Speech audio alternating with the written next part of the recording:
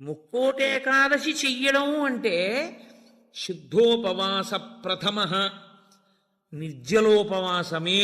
అంతకన్నా మరి నేను మినహాయింపులు ఇచ్చి చెప్పడం నా వల్ల కాదు. కానీ శాస్త్రం ఒక్కరి విషయంలో మినహాయింపు ఇచ్చింది. శరీర కష్టం చేసుకుని బ్రతికేవాణ్ణి మాత్రం ఉపవాసం చెయ్యమని నిర్బంధించవద్దు. వాడు పడిపోతాడు స్పృహ తప్పి, నీళ్ళు తాగకపోతే. కానీ అవకాశం ఉన్నవాళ్ళు మాత్రం తప్పకుండా చెయ్యవలసినదే, అంతకన్నా మార్గము లేదు. కాబట్టి శుద్ధోపవాస ప్రథమ నిర్జలోపవాసమే చెయ్యాలి. యథార్థమునకు మంచినీటి చుక్క కూడా ఇక ఏకాదశి తిథి నాడు పుచ్చుకోకూడదు. ద్వాదశి వచ్చింది, ఇక నువ్వు ఉపవాసం ఉండకూడదు. ద్వాదశి తిథి ఎందు ఉండగా, తిథి ఎందు పరివ్యాప్తమై ఉండగా నువ్వు ఉపవసించి ఉండకూడదు. మళ్ళీ వ్యతిరేక ఫలితం వస్తుంది. ద్వాదశి తిథి ప్రవేశించేసింది, ఇక నువ్వు పాలన చేసేయాలంతే. ఎలా పాలన చేయాలో తెలుసా అండి? ద్వాదశి తిథి ప్రవేశించేటప్పటికి నువ్వు పరిశేచనం చేసేయాలంతే. ద్వాదశి ఉదయం 6:30కు వచ్చిందనుకోండి, మీరు 6:30 లోపల మీ భార్య గారు మీరు సంధ్యావందనం అనుష్ఠానం పూర్తి చేసే లోపల ఆవిడ మహానైవేద్యం సిద్ధం చేసి తీసుకొచ్చి ఇచ్చేయాలి. మీరు నైవేద్యం పెట్టేసి ఆ రోజు 6:30కి భోజనం చేసేయాలి. నాకు సహించదండి అనకూడదు, చేసేయడమే. ఏకాదశి వ్రతమునందు ద్వాదశి కలిసిపోయి ఉంటుంది.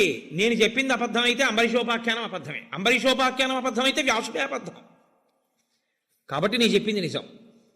ఏకాదశి వ్రతం అంటే అంతే, అలాగే చేస్తా.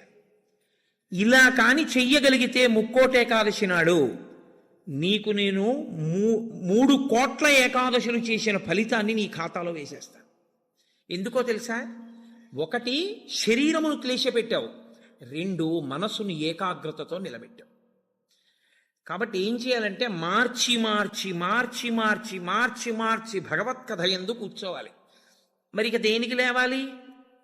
శరీర శోధన చేయడానికి, మూత్ర విసర్జన చేయడానికి లోపలికి వెళ్ళి నీళ్లు లేవు, మల విసర్జన చేయడానికి లోపల వేసిన పదార్థం లేదు, ఇంకెందుకు లేవడం? కాబట్టి లేవక్కర్లేదు. కాబట్టి ఏకాదశి రాగానే కూర్చుంటే ద్వాదశి వచ్చాక లేవు. అయితే అప్పుడు అందులో ఏముంది? జాగరణ కూడా ఉందా? ఉందా లేదా? ఏకాదశి నాడు ఉపవాసం అంటే అన్నం తినకుండా పగట కూర్చోవడం అని మీకు ఎవరు చెప్పారు? జాగరణ కూడా ఉంది. అందుకే ముక్కోటి ఏకాదశి నియమాలు అన్వయమయ్యేది మళ్ళీ 3 తిథులకు అన్వయం అవుతాయి. 1 మహాశివరాత్రి, 2 గోకులాష్టమి, 3 శ్రీరామనవమి. ముక్కోటి ఏకాదశి నాడు ఏ నియమాలు పాటిస్తారో అవే నియమాలు ఆ 3 తిథుల్లో పాటించాలి. ఈ 3 తిథులలో కూడా మీరు రాత్రి నిద్రపోకూడదు, పగల ఏమీ తినకూడదు. అందుకే చూడండి, మహాశివరాత్రి నాడు నేను పరిచయం చేయడానికి మీకు ఆ తిథి బాగుంటుంది. మహాశివరాత్రి అంటే జాగరణతో కూడిన ఉపవాసమే. అందుకని నిద్రపోయి ఉపవాసం చేసేస్తానంటే అప్పుడు ముందు రోజు ఏ ఇంజక్షన్ చేయించేసి పడుకోవచ్చు. 12 గంటల తర్వాత తెలివచ్చే ఇంజక్షన్ ఒకటి. అలా కుదరదు. మీరు నిద్ర కూడా విసర్జించాలి. ఎందుకో తెలుసా అండి? నిద్ర విసర్జించడంలో చాలా పెద్ద క్లేశం ఉంటుంది. 1 తినలేదు, 2 తాగలేదు. ఒక స్థితికి వచ్చేటప్పటికీ నిస్త్రాణ కొంచెం వస్తుంది. వచ్చి ఓన్లీ అలా పడుకుంటే బాగుండు, కాస్త ఉత్తరీయం వేసుకుని అనిపిస్తుంది. అలా పడుకోకూడదు. అందున దీక్షితుడు అందుకే ఎప్పుడు పడితే అప్పుడు, ఎక్కడ పడితే అక్కడ నిద్రపోకూడదు. అలాగా మీరు పగలు రాత్రి కూడా ఏకాదశి తిథి ఉన్నంతసేపు, అంటే ఏకాదశి ఎప్పుడు మొదలైందో అప్పుడు ఒక రాత్రికి కూడా పరివ్యాప్తం అవుతుంది. ఆ రాత్రి ఆ పగలు మీరు జాగరణ యందు ఉపవాసమునందు ఉండాలి. అంటే మారుస్తూ ఉండాలి. ఒకటే చేస్తున్నారనుకోండి, మనసు ఏమవుతుందంటే దాన్ని విడిచిపెట్టి ఇంకో చోటుకి వెడుతుంది. అందుకే ఏకాదశి చేసేటప్పుడు ఏం చేస్తారంటే సంఘంగా చేస్తారు. సాధారణంగా ఏకాదశి తిథిని ఒక్కడే చేయడం కొంచెం కష్టం. ఒక సంఘంగా అనుకుని ఏం చేస్తారంటే, ఏదో ఏకాదశి ప్రవేశించేటప్పటికి సంధ్యావందనం చేసుకుని ఇంట్లో కులదేవతార్చన చేసుకుని అందరూ కలిసి దేవాలయానికి చేరుకుంటారు. అందరూ కలిసి ఈశ్వరునికి సత్యనారాయణ వ్రతం చేస్తారు. అందరూ కలిసి విష్ణు సహస్రనామ స్తోత్ర పారాయణం చేస్తారు. అందరూ కలిసి త్యాగరాజస్వామి సంగీత విభావరి వింటారు. అందరూ కలిసి భజన చేస్తారు. అందరూ ఎవరో లేచి నాట్యం చేస్తారు, మిగిలిన వాళ్ళు చూస్తుంటారు. మారుస్తారు. మార్చి మార్చి మార్చి మార్చి భగవత్ శబ్దమునందే లీనమైపోతారు. ఏది చేస్తున్నా ఈశ్వర నామం పడుతుంటుంది. ద్వాదశి నాడు అన్నం తింటుంటే ఏది విన్నా గోవింద గోవింద అని అవే వినపడుతుంటాయి. ఇంకా ఏదో వెంకటాచలంలో 10 రోజులు ఉండి వచ్చిన వాడికి ఎక్కడ చూసినా గోవిందా అని వినపడినట్టు ఇంకా అస్తమానం గోవిందా అని వినపడుతుంటుంది. అంతగా నువ్వు ముక్కోటి ఏకాదశిని చెయ్యగలిగితే, అలా చేసినప్పుడు నీకు 3 కోట్ల ఏకాదశుల ఫలితాన్ని నీ ఖాతాలో వేస్తాను. నాకు ఇప్పుడు చెప్పండి, నిజంగా ముక్కోటి ఏకాదశి చేసేవాళ్ళు ఎంతమంది? Subscribe daily Telugu TV. ఎవరికి వెయ్యాలా ఫలితం? 24 ఏకాదశుల్లో ఒక్క ఏకాదశి అలా చేయగలవా అంటే దాని అర్థం ఏమిటో తెలుసా అండి? ఒక ఏకాదశి నిజంగా అలా చెయ్యాలని మీరు అనుకుంటే కనీసం ఇంకో ఏకాదశి మీరు అలా రిహార్సల్ వేయాలి. మీరు ఇంకో ఏకాదశికి రిహార్సల్ వేస్తే అది వస్తోంది ఇబ్బంది కాబట్టి ఆ రోజుని ఇది రాకుండా చూసుకుందామని మీరు జాగ్రత్త పడతారు. ఓ పని చేస్తున్నారనుకోండి, ముందే ఇలా చేస్తే బాగుంటుంది, ఇలా చేస్తే బాగుంటుందని ప్రణాళిక రచిస్తారే, ప్రణాళిక రచనకు పక్కన ఇంకొక ఏకాదశి జరగాలి. అందుకే ముక్కోటి ఏకాదశి ఒక ఏకాదశి ఎవడు చేయడు, పక్కన ఇంకో ఏకాదశి చేస్తాడు. ఏదో ఏకాదశి చేశారనుకోండి, ఓహో ఏకాదశి చేస్తే ఇదిగో ఇలా ఇలా ఇబ్బందులు ఉంటాయి. నేను మీకు ఒక ఉదాహరణ చెప్తాను. ఏకాదశి రేపు వ్రతం చేద్దాం అనుకుని ముందు రోజు మీరు పుల్లని పదార్థాలు, తీయటి పదార్థాలు బాగా తినేశారనుకోండి, మీరు ఇంక దాహాన్ని ఆపలేరు. దాహము తనంత తాను పొటమరించకుండా ఉండాలి అంటే మీరు శారీరకమైన ఆంతరమైన జాగ్రత్తలు కొన్ని తీసుకోవాలి. ఒకటి, వేడిగా ఉన్న చోటుకి వెళ్ళి మీరు కూర్చోకూడదు, శరీరం పడిపోదు, డిహైడ్రేట్ అయిపోదు. కాబట్టి అందుకే పరమేశ్వరుడు కూడా అనుకూలమైనటువంటి కాలంలో ఇచ్చాడు, పుష్యమాసంలో ఇచ్చాడు. నీటిని శరీరం ఎక్కువ డిమాండ్ చేయదు ఈ టైంలో. ఇది ఆయన పట్టుకెళ్ళి రోహిణీ కార్తీలో పెట్టాడు అనుకోండి, అసలు ఉండడు ఆవిడ చేసేవాడు కదండి. అందుకని పట్టుకొచ్చి హేమంత ఋతువులో పెట్టాడు, తనంత తాను పైనుంచి చల్లగా ఉంటుంది. కాబట్టి ఏకాదశి చెయ్యడం అంటే దాని అర్థం ఏమిటో తెలుసా అండి? దానికి 3 రోజులు ముందు నుంచి మీరు పదార్థముల మీద అదుపులోకి వచ్చేయాలి. ఇక ఒక్కసారి అది తింటే మళ్ళీ ప్రయత్నపూర్వకంగా మీరు మంచినీళ్లు తాగాలనుకుంటే తప్ప దాహం వేయకుండా శరీరం నిలబడగలిగినటువంటి రీతిలో ఆహారం ఏది ఉంటుందో అటువంటి ఆహారాన్ని ఎంచి అంత సాత్విక ఆహారంతో నిలబెట్టాలి. ముందు నిలబెడితే ముక్కోటి ఏకాదశి నాడు నీళ్ళు అడగకుండా ఉంటుంది, శక్తి లోపల నిలబడుతుంది. అంతకు ముందు కొన్ని రోజుల పాటు మీలోని శక్తిని క్షయం చేసేయకుండా మీరు ఉండాలి, మీ తేజోక్షయం చేయకూడదు. అంతకన్నా ఇంకో మాట నేను చెప్పను. అలా మీరు నిలబడగలిగితే ముక్కోటి ఏకాదశికి మీరు సిద్ధపడగలుగుతారు. అకస్మాత్తుగా ముక్కోటి ఏకాదశి ఓటీ చేసేస్తానంటే కుదరదు. కాబట్టి అసలు ముక్కోటి ఏకాదశి అన్నదాని యందు ఎంత సత్యమైన వాక్కులు ఉన్నాయో, శరీరమును క్లేశపెట్టడం అనేటటువంటిది శాస్త్రమునందు ప్రతి 11 రోజుల్లో ఒక రోజు తప్పదు. ఏకాదశి అంటే ఆ 11 ఈశ్వరుని యందు నిలబడాలి. 5 జ్ఞానేంద్రియాలు, 5 కర్మేంద్రియాలు, మనస్సు 11 నిలబెట్టాలి. దానికి ఉపవాసం చెయ్యాలి. అథవా ముక్కోటి ఏకాదశి నాడు చెయ్యగలిగినటువంటి ఈ పరిస్థితులన్నింటినీ మీరు సమన్వయం చేసుకున్నా, శరీరాన్ని నిలబెట్టినా, మీ మనసుని తీసుకెళ్లి ఈశ్వరుడి దగ్గర పెట్టడం మాత్రం అంత తేలికైన విషయం కాదు. కాబట్టి నేను మిమ్మల్ని అందరినీ నిరుత్సాహపరుస్తున్నాను అని మీరు అనుకోవద్దు. మీరు ఎప్పుడూ ఒక్క విషయం గుర్తుపెట్టుకోండి, మీరు ఏం చేశారు అన్నదాన్ని బట్టి 100% సిలబస్ బట్టి మార్కులు ఈశ్వరుడు వేయడు. మీ ప్రయత్నాన్ని చూసి హర్షించి వేసేస్తాడు ఆయన. అసలు మీరు సంకల్పం ఒకటి చేశారనుకోండి, వచ్చే సంవత్సరం ముక్కోటి ఏకాదశి మనం ఎలా చేసుకుందాం అని ఓ 10 మంది పెద్దలు కూర్చుని వచ్చే ఏడాది మన దేవాలయంలో ముక్కోటి ఏకాదశి చేద్దాం, వచ్చే ఏడాది ముక్కోటి ఏకాదశి చేయడానికి నిజంగా అలా శరీరంలో పదార్థం వెయ్యకపోయినా నిలబడగలిగిన శరీరాలు ఇన్నున్నాయి. ఇందులో ఎంతమంది ఆ దారుఢ్యం ఉన్నవాళ్ళు ఉన్నారు? వాళ్ళని సప్తమి తిథి నుంచే మనం ఎలా సిద్ధం చేద్దాం. వాళ్ళని సిద్ధం చేసి ముక్కోటి ఏకాదశి నాడు ఎంతసేపు ఉండగలిగితే అంతసేపు ఉంటాడు. ఇక తప్పలేదు, 4 నీళ్లు గుటకలు వేయవలసి ఉంటుంది. నన్ను నమ్మండి, మీ ఉపవాసం పాడవు. అది పుచ్చుకోకపోతే ఈ శరీరం పడిపోతుంది. ఇప్పుడు ధర్మం ఏమైపోతుందో తెలుసా అండి? ఆమరణ నిరాహార దీక్ష శాస్త్రమునందు అత్యంత మహాపాపము. మీ శరీరం పడిపోయే వరకు మీరు మీ ఏమీ తినను, ఏమీ తాగదు అని భీష్మిస్తే ఆ వ్రతఫలం ఇవ్వరు, పిశాచత్వం ఇస్తారు. అన్నం తినకుండా, నీళ్లు పుచ్చుకోకుండా ఎవడైనా శరీరాన్ని పడగొడితే వాడి జీవుణ్ణి పిశాచంలోకి ప్రవేశపెడతారు. అందుకని ఇప్పుడు మీ ప్రయత్నం మీరు చేశారు, ఇక శరీరం పడిపోతాం, తప్పదు, నీళ్లు పుచ్చుకోవాలి. ఇప్పుడు మీరు ఎంత నీరు తాగితే శరీరం నిలబడుతుందో అన్ని నీళ్లు తాగారు, అది ఉపవాసంలో అంతర్భాగం అయిపోతుంది. ఇప్పుడు ఒక్క అరటిపండు లోపల వేయకపోతే శరీరం నిలబడదు. ఓ అరటిపండు లోపల పడేశారు, మీకు ఉపవాసమునకు భంగము రాదు. కాబట్టి గురుముఖత చాలా జాగ్రత్తగా శాస్త్రము చెప్పిన నియమములను బాగా విని, అసలు దాని మీద తర్ఫీదు ఏడాది మొదలుపెట్టారనుకోండి, మీరు చాలా తక్కువ మందితో మేము ఇలా చేస్తాం అన్న సంకల్పం ఒకటి. రెండు, అన్నిటికన్నా ప్రధానంగా దృష్టిలో పెట్టుకుని చెయ్యవలసింది ఏమిటో తెలుసా అండి? నీరు పుచ్చుకోకుండా ఆహారము పుచ్చుకోనప్పుడు మనసు ఆ స్థితికి వెడుతున్నప్పుడు ఎంత ఖేదపడుతుందో ఇప్పుడు అర్థమవుతోంది. ఇప్పుడు మనసు నిలబెట్టడం అనేది ఎంత కష్టమో తర్ఫీదు చేస్తానంటూ నిలబెడుతున్నాడు అనుకోండి, వాడు ఆఖరికి ఈశ్వరుని యందు కలిసిపోతాడు. ఆ ఒక్క ప్రయత్నంతో వాడికి మనసు లొంగిపోతుంది, అంతే. లొంగిపోయి ఈశ్వరనామమును ఎంత ఖేదంలోనైనా చెప్పడం వాడికి అలవాటు అవుతుంది.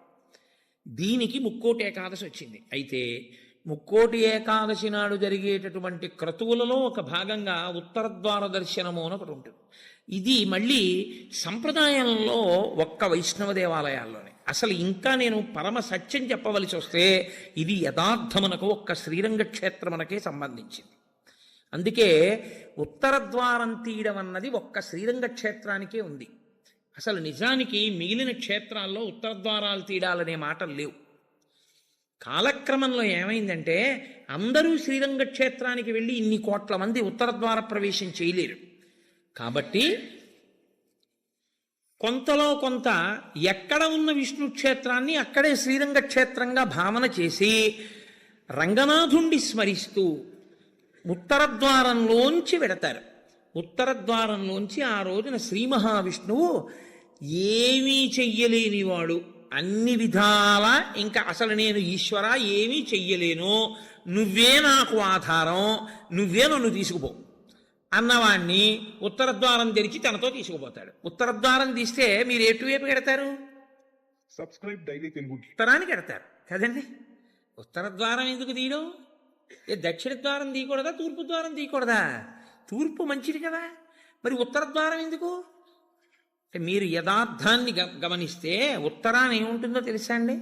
హిమాలయాలు ఉంటాయి, ఉత్తరాన కైలాసం ఉంటుంది, ఉత్తరాన మృత్యుంజయుడు పరమేశ్వరుడు ఉంటాడు. ఉత్తర దిక్కుకి ప్రయాణం చెయ్యడం అంటే దక్షిణ దిక్కుకి ప్రయాణం ఆగిపోవడం. దక్షిణ దిక్కుకి ఏది ఎడుతుందంటే శ్మశానం ఉంటుంది దక్షిణ దిక్కున. ఎన్ని కోట్ల జన్మలెత్తినా ఆఖరికి శరీరం వెళ్ళిపోయేది అక్కడికి.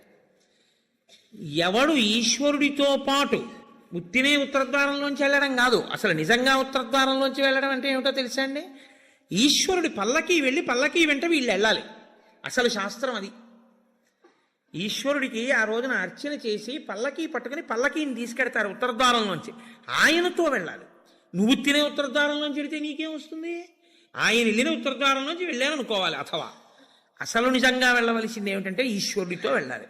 కనీసంలో కనీసం నీ బాధ్యత ఏమిటి? ఉత్తరద్వారంలోంచి నువ్వు వెళ్ళాలనుకుంటే ఈశ్వరుడితో వెళ్ళేటప్పుడు ఎలా వెళ్ళాలో నువ్వు అలా వెళ్ళాలి. ఈశ్వరుడితో వెళ్ళేటప్పుడు వెళ్ళేవాడు ఎలా వెళ్ళాలి? వైదికంగా వెళ్ళాలి. పైన చొక్కా బనీను ఏమీ లేకుండా ఉత్తరీయాన్ని మాత్రమే కప్పుకొని పంచ గోచీ పోసి కట్టుకోకుండా వెళ్ళకూడదు. గోచీ పోసి కుర్చీళ్ళు పెట్టుకుని వెనక్కి దోపుకోకుండా వెడితే మహాపాపం. వేదం పటలపన్నం చెప్తోంది. కాబట్టి కుర్చీళ్ళు పెట్టి గోచీ పోసి వెనక దోపి అన్నీ విప్పి ఉత్తరీయం వేసుకుని ఎవరి సంప్రదాయానుసారం వారు తిలకధారణ చెయ్యాలి. నీకు ద్వాదశనామములైతే ద్వాదశనామములు, నాకు విభూతి ధారణ ఎలా చెప్తే అలా నేను విభూతి ధారణ నేను చేసి శ్రీరంగనాథుడితో కలిసి ఆయన పల్లకీతో నేను ఉత్తర ద్వారంలోంచి మౌనంగా కానీ భగవన్నామని చెప్తూ కానీ ఆయన వెంట వెడితే నా ప్రాణోత్క్రమణమైనప్పుడు కూడా ఆయన నన్ను అలాగే తీసుకెడతాడు. ఉదారుడై నన్ను నమ్మి, శాస్త్రం నమ్మి నాతో ఓ రోజు వచ్చాడు కాబట్టి ఇప్పుడు అలాగే తీసుకెడతానని ఉత్తర ద్వారంలోంచి తీసుకెడతాడు. ఇది ఇక ఏమీ చెయ్యలేను, నాకేమీ చేత కాదన్నవాడైనా కనీసం చెయ్యాలి. ఏమీ చేత కాని వాడన్నా చెయ్యాలి. ఈశ్వరాన్ని నాకు ఏం చేతనైనది నేను అన్నీ చేసేస్తానని ఇది మాత్రం మానేస్తాను అన్నవాడన్నా చెయ్యాలి.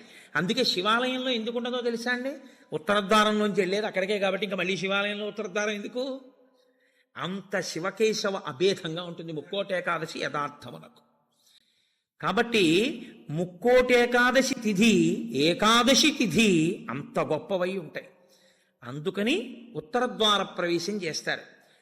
అటువంటి ముక్కోటేకాదశి తిథి నాడు మీరు భగవత్ సంబంధంగా ఏది చేసినా కూడా దేశకాలాదులను అనుసరించి కోట్ల రెట్లలో ఈశ్వరుడు దాని ఫలితాన్ని ఏర్పాటు చేసేస్తాడు.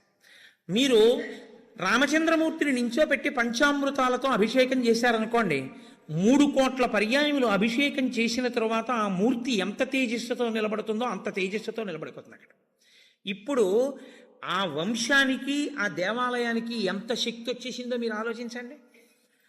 మీరు ఒక తులసిదళం పట్టుకొచ్చి శ్రీ మహావిష్ణువుకి ఇచ్చారనుకోండి, మీరు 3 కోట్ల తులసిదళాలు పట్టుకొస్తే ఏ ఫలితమో ఆ ఫలితం ఇస్తారు. 3 కోట్ల ఏకాదశుల్లో 3 కోట్ల తులసిదళాలు పట్టుకొచ్చి ఇచ్చిన ఫలితం. మీరు రేపొక్కసారి శ్రీరామ రామ రామేతి రమే రామే మనోరమే అన్నారనుకోండి, 3 కోట్ల పర్యాయములు విష్ణు సహస్రాన్ని పారాయణ చేసిన ఫలితం వేస్తారు. రేపు అన్ని 3 కోట్ల మీద వేస్తారు.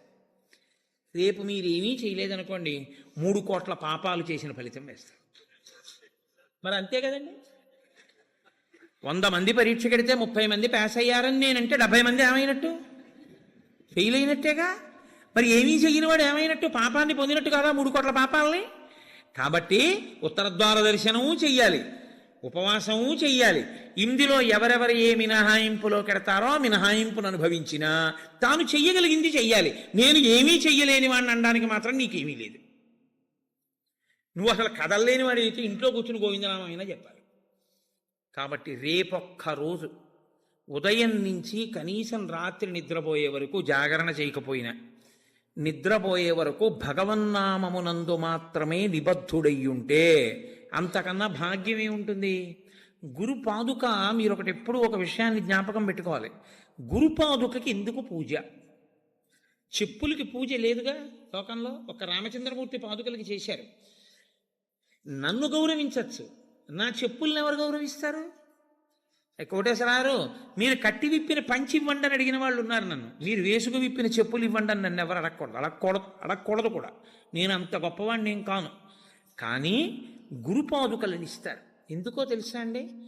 గురువుగారు నిలబడిన కారణం చేత గురువుగారి యొక్క శక్తి అంతా పాదములలోని నాడీమండలంలో ఉంటుంది. కొయ్య ఉపాసనా బలాన్ని పుచ్చుకుంటుంది. పుచ్చుకుని ఇబ్బంది లేకుండా సాధకుడిని కాపాడుతుంది. అందుకే కొయ్యపీట మీద కూర్చుంటారు. కొయ్య పాదుకలు వేసుకుని జగద్గురువులు తిరుగుతారు.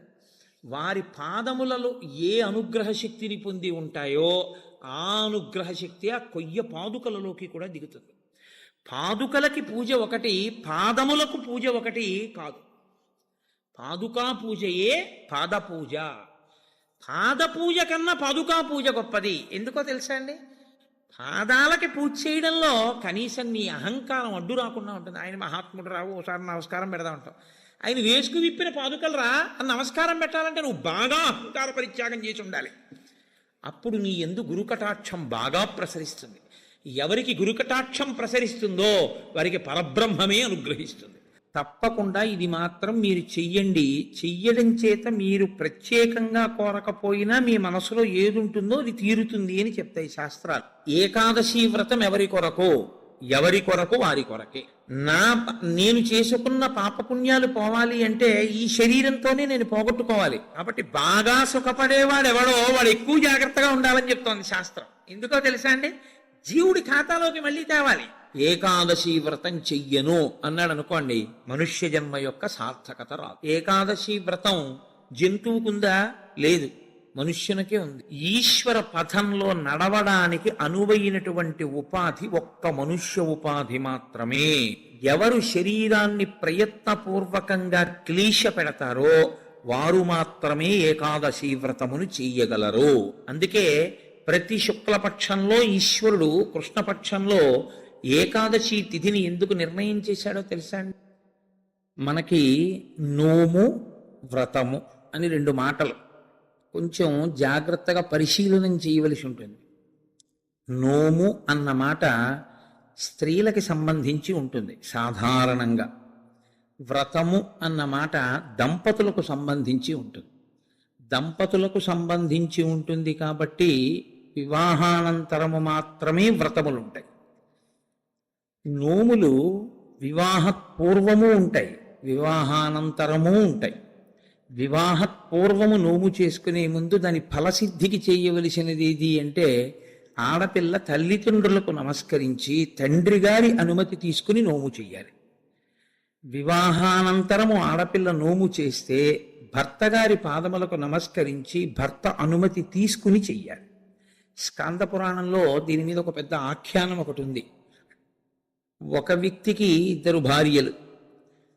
పెద్ద భార్య ఆయన్ని అనువర్తించి ఆయన ఏది చెయ్యమంటే అది చేసేది. ఒకవేళ ఆవిడ ఏదైనా చేద్దాం అనుకుంటే ఆయన పాదములకు నమస్కరించి ఆయన ఆశీర్వచనాన్ని అపేక్షించి అది పొంది చేసేది. చిన్న భార్య పెద్ద భార్య కన్నా ఎక్కువ నోములు నోచేది. కానీ ఆమె భర్త అనుమతి తీసుకోవడం కానీ భర్త పాదములకు నమస్కరించి కూర్చుని చేయడం కానీ ఎప్పుడూ చేసేది కాదు. కాకతాళీయంగా ఈ భర్త 2 భార్యల శరీరములు ఒకరోజే పడిపోతే ఆ భర్త శరీరాన్ని పెద్ద భార్య శరీరాన్ని వాళ్ళ జీవుల్ని స్వర్గలోకానికి తీసుకెడుతున్నారు. చిన్న భార్య శరీరాన్ని నరకానికి తీసుకెళ్లారు. జీవుణ్ణి తీసుకెడితే ఆవిడ పరివేదన చెందింది. అదేవిడ పెద్ద ఆవిడ కన్నా నేను చాలా చేశాను, నన్ను నరకానికి తీసుకెడుతున్నారు ఏమిటంది. నువ్వు ఎన్ని చేసినా వ్రతమునకు నోమునకు ఒక ప్రధాన నియమం ఒకటి ఉంది. భర్త అనుమతి లేకుండా భర్తకి నమస్కరించకుండా చెయ్యకూడదు. అలాగే అందుకే కొన్ని వ్రతకల్పములోకి వచ్చినా పక్కన భర్త కూర్చోకపోయినా ఆయన అనుమతితో ఆవిడ చేసింది కాబట్టి నోము వ్రతముగా మారిపోతుంది. వరలక్ష్మి వ్రతము అప్పుడు మరి భర్త పక్కన కూర్చోలేదుగా వరలక్ష్మి వ్రతం చేసేటప్పుడు. అంటే భర్త పాదములకు నమస్కరించి చేసినటువంటి కారణం చేత ఆ నోము వ్రతమే అయిపోతుంది. అది దాని స్వరూపము నోము, కానీ వ్రతంగా ఎప్పుడు మారుతుందంటే భర్త పాదములకు నమస్కరించి. ఎందుకు అలా నియమం పెట్టారు అంటే ఆడదానికి స్వార్థం ఉండదు అని శాస్త్రవాక్కు. వివాహ పూర్వము ఆమె ఏది చేసినా మంచి భర్త కొరకు, వివాహానంతరము ఆమె ఏమి చేసినా అత్తమామలు పుట్టింటి వారి యొక్క సౌఖ్యము కొరకు. మరి నీ సౌఖ్యము? నాకు వేరు సౌఖ్యం లేదు, వాళ్ళందరూ సుఖంగా ఉండడమే నా సుఖం అంటుంది. అందుకే ఆడదాని పేరు మీద నెలకి 3 వానలలో 1 వాన. అంత గొప్పది పతివ్రత ధర్మం. అనసూయమ్మ యొక్క గొప్పతనం అంతా పాతివ్రత్యమే.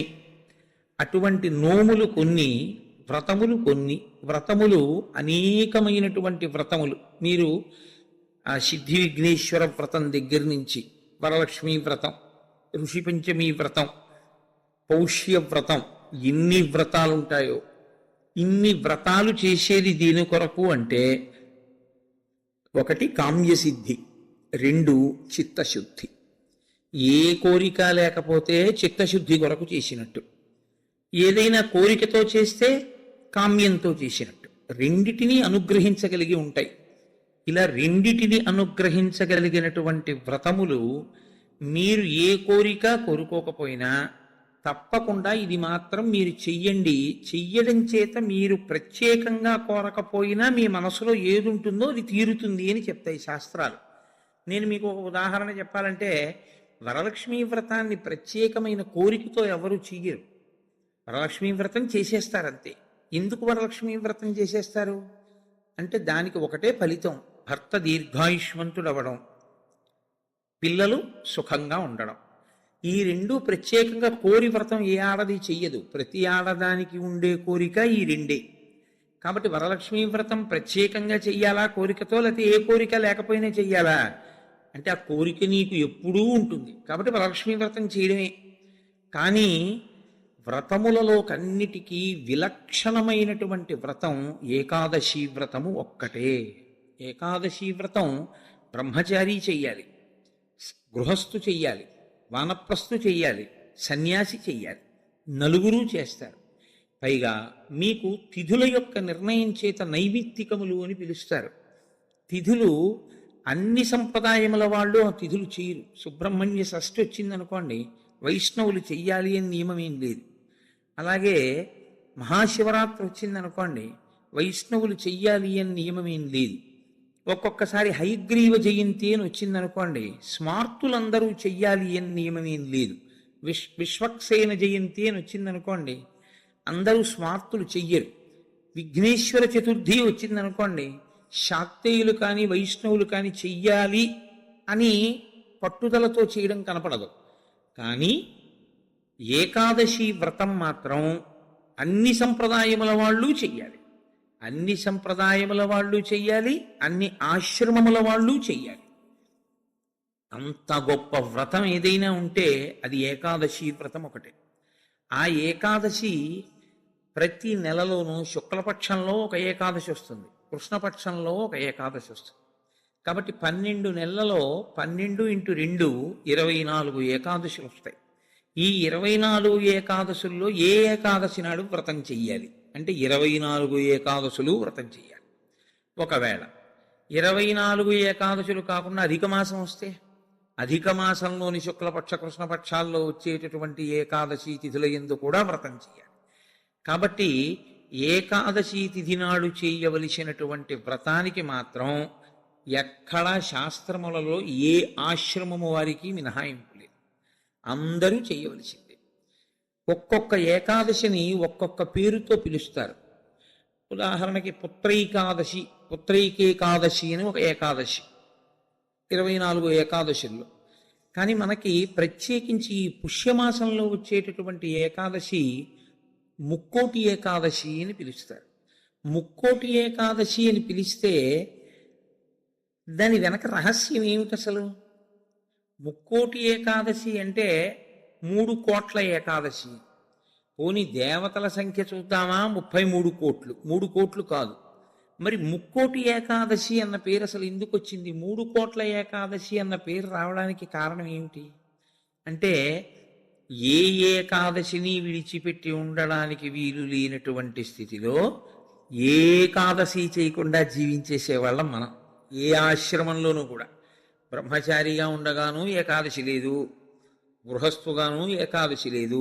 మిగిలిన 2 ఆశ్రమాల గురించి నేను మాట్లాడను, ఎందుకంటే వాటిని స్పృశించి మాట్లాడే అధికారం నాకు లేదు. కాబట్టి ఈ 2 ఆశ్రమాల్లోనూ ఏకాదశి చెయ్యట్లేదు.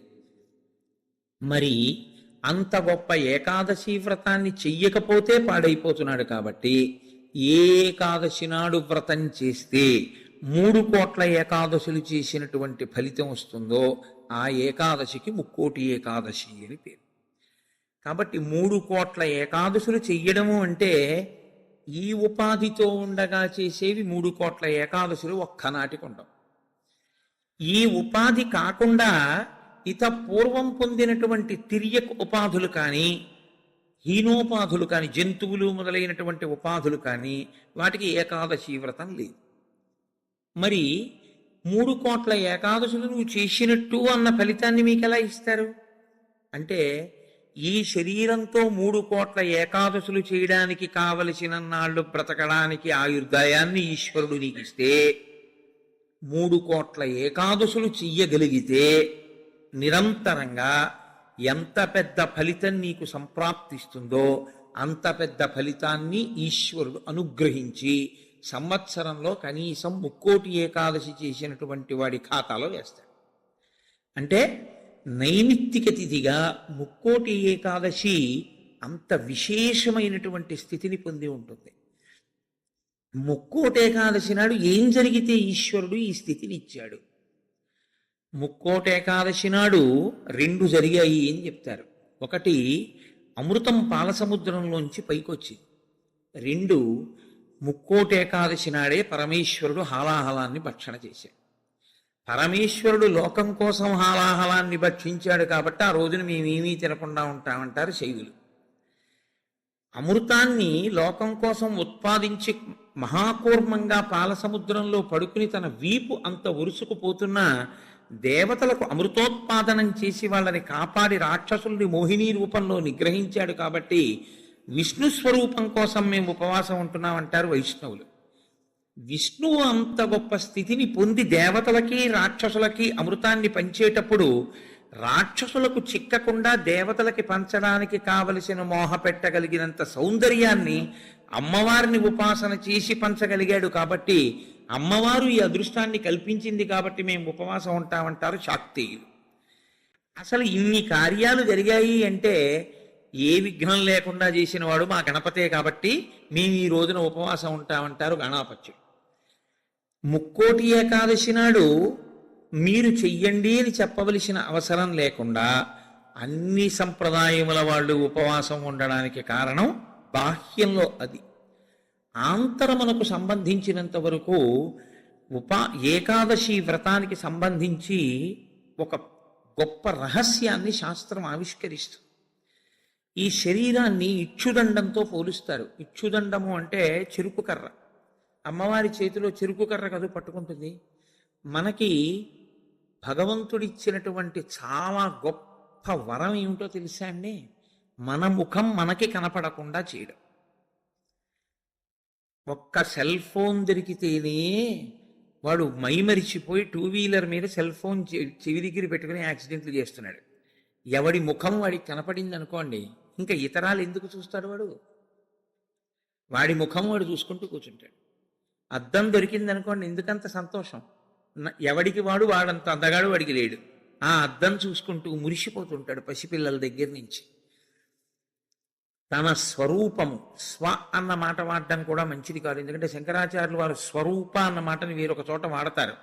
స్వరూపానుసంధానం భక్తిరుత్యభిధీయతే అంటారు. అందుకని తన రూపాన్ని తాను చూసుకుని మురిసిపోవడానికి ఉపకరణము దర్పణము, అద్దము.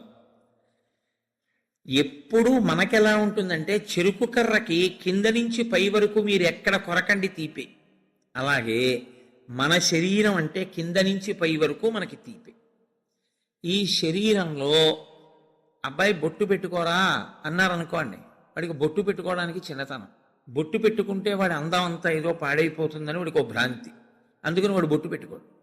వాడు బొట్టు పెట్టుకోక ఏం కోల్పోతున్నాడో వాడికి తెలియదు. తెలియక బొట్టు పెట్టుకోవడానికి పెద్ద భేషజం. నిజంగా నువ్వు పెట్టుకున్న బొట్టు నీకు సాంప్రదాయికమైన సౌందర్యాన్ని, ఎంత సౌందర్యాన్ని తీసుకొస్తుందో నీకు తెలియదు. ఈశ్వరుడు పుట్టుమచ్చ తీసుకొచ్చి పెట్టుంటే ఏం చేస్తావు? పెట్టుకోరా అన్న బొట్టు మాత్రం పెట్టుకోవడానికి మనకు అంత కష్టం ఎందుకని? అయ్యి బాబోయ్, ఈ శరీరం యొక్క అందం ఏమైపోతుందో అని. కానీ శాస్త్రం అంటుంది, అసలు 84 లక్షల జీవరాశులలో ఈశ్వర పథంలో నడవడానికి అనువైనటువంటి ఉపాధి ఒక్క మనుష్య ఉపాధి మాత్రమే. ఏకాదశి వ్రతం జంతువుకుందా? లేదు, మనుష్యునికే ఉంది. భగవన్నామం చెప్పగలిగినటువంటి అదృష్టం ఇతర ప్రాణికుందా? ఒక్క మనుష్యుడికి ఉంది. భగవత్ పూజ చేసేటటువంటి అదృష్టం ఇతర ప్రాణికుందా? ఒక్క మనుష్యునికే ఉంది. ఇన్ని అదృష్టములు మనుష్యునకు ఉన్నా మనుష్యుడు దేని కొరకు వీటన్నిటినీ విడిచిపెడతాడు అని అడిగింది. అంటే దాన్ని చాలా గొప్ప రహస్యమైనటువంటి విధి విధానంలో కట్టడి చేసి మనిషికి భోగమునందు ఉండేటటువంటి లాలసని ఈశ్వరుడు నిరూపణం చేస్తాడు. ఉపాసన కాలమంతా దక్షిణాయనం, దక్షిణాయనం అంతా ఉపాసన, ఉత్తరాయణం అంతా తరిస్తాడు. బాగా చదువుకోవలసిన సమయంలో చదువుకున్నవాడు పరీక్షలు రాసినప్పుడు రాసి ఇంక సెలవుల్లో ఆడుకున్నట్టు. దక్షిణాయనంలో ఉపాసన చేయడానికి అడ్డొచ్చేది అంటే ప్రకృతి.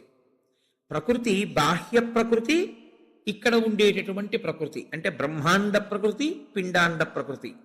మీరు చూడండి, దక్షిణాయనం ఆషాఢమాసం దగ్గరలో ప్రారంభం అవుతుంది. ఆషాఢమాసం దగ్గర నుంచి ఇంకా మీకు వరస అన్ని ఈశ్వరోపాసనకి సంబంధించినవి. విఘ్నేశ్వర వ్రతకల్పం కానివ్వండి, లేకపోతే శ్రావణ మాసం శుక్రవారాలు కానివ్వండి, మంగళగౌరీ వ్రతం కానివ్వండి, ఆ తర్వాత వచ్చేటటువంటి శరత్కాలంలో వచ్చే దేవీ నవరాత్రులు కానివ్వండి, తదనంతరం కార్తీకం, మార్గశీర్షం, పుష్యం, మాఘం, ఇవన్నీ విశేషమైనటువంటి ఆరాధన. భగవంతుణ్ణి ఆరాధించి మిక్కుటమైన ఫలితాన్ని పొందడానికి కావలసిన తిథులన్నీ అక్కడే ఉంటాయి. కానీ ఈయన ఎందుకు లేవలేడు, ఎందుకు ప్రాతకాల స్నానం చెయ్యలేడు? ఒక్కటే కారణం, గాలి అక్కర్లేదు, ఉన్న తలుపులు వేసేస్తే చాలు. కొత్తగా ఏసీ అక్కర్లేదు, ఓ పల్చటి దుప్పటి మీద పడేసుకుంటే చాలు, చక్కగా నిద్ర పట్టేస్తాం. తెల్లవారకట్ట లేవలేడు, సంధ్యావందనం చేయలేడు, కార్తీక సోమవారం నువ్వేమీ చేయక్కర్లేదు, స్నానం చేయలేడు, దేవాలయానికి వెళ్ళలేడు, ఉపవాసం ఉండలేడు. ఎందువల్ల ఉండలేడు అంటే బయట ప్రకృతి దీన్ని సుఖపెట్టడానికి అనువైన రీతిలో ఉంటుంది ఆ కాలం అంతా. ఉండడంలో ఏమవుతుందంటే సుఖలాలసకి అలవాటు పడి దీన్ని కష్టపెట్టడానికి ఇష్టపడడం. కానీ శాస్త్రం అంటుంది నీకు బెల్లం కావాలి, పంచదార కావాలి, చెరుకు కర్ర ఉంటే వస్తాయి, మంచిదే.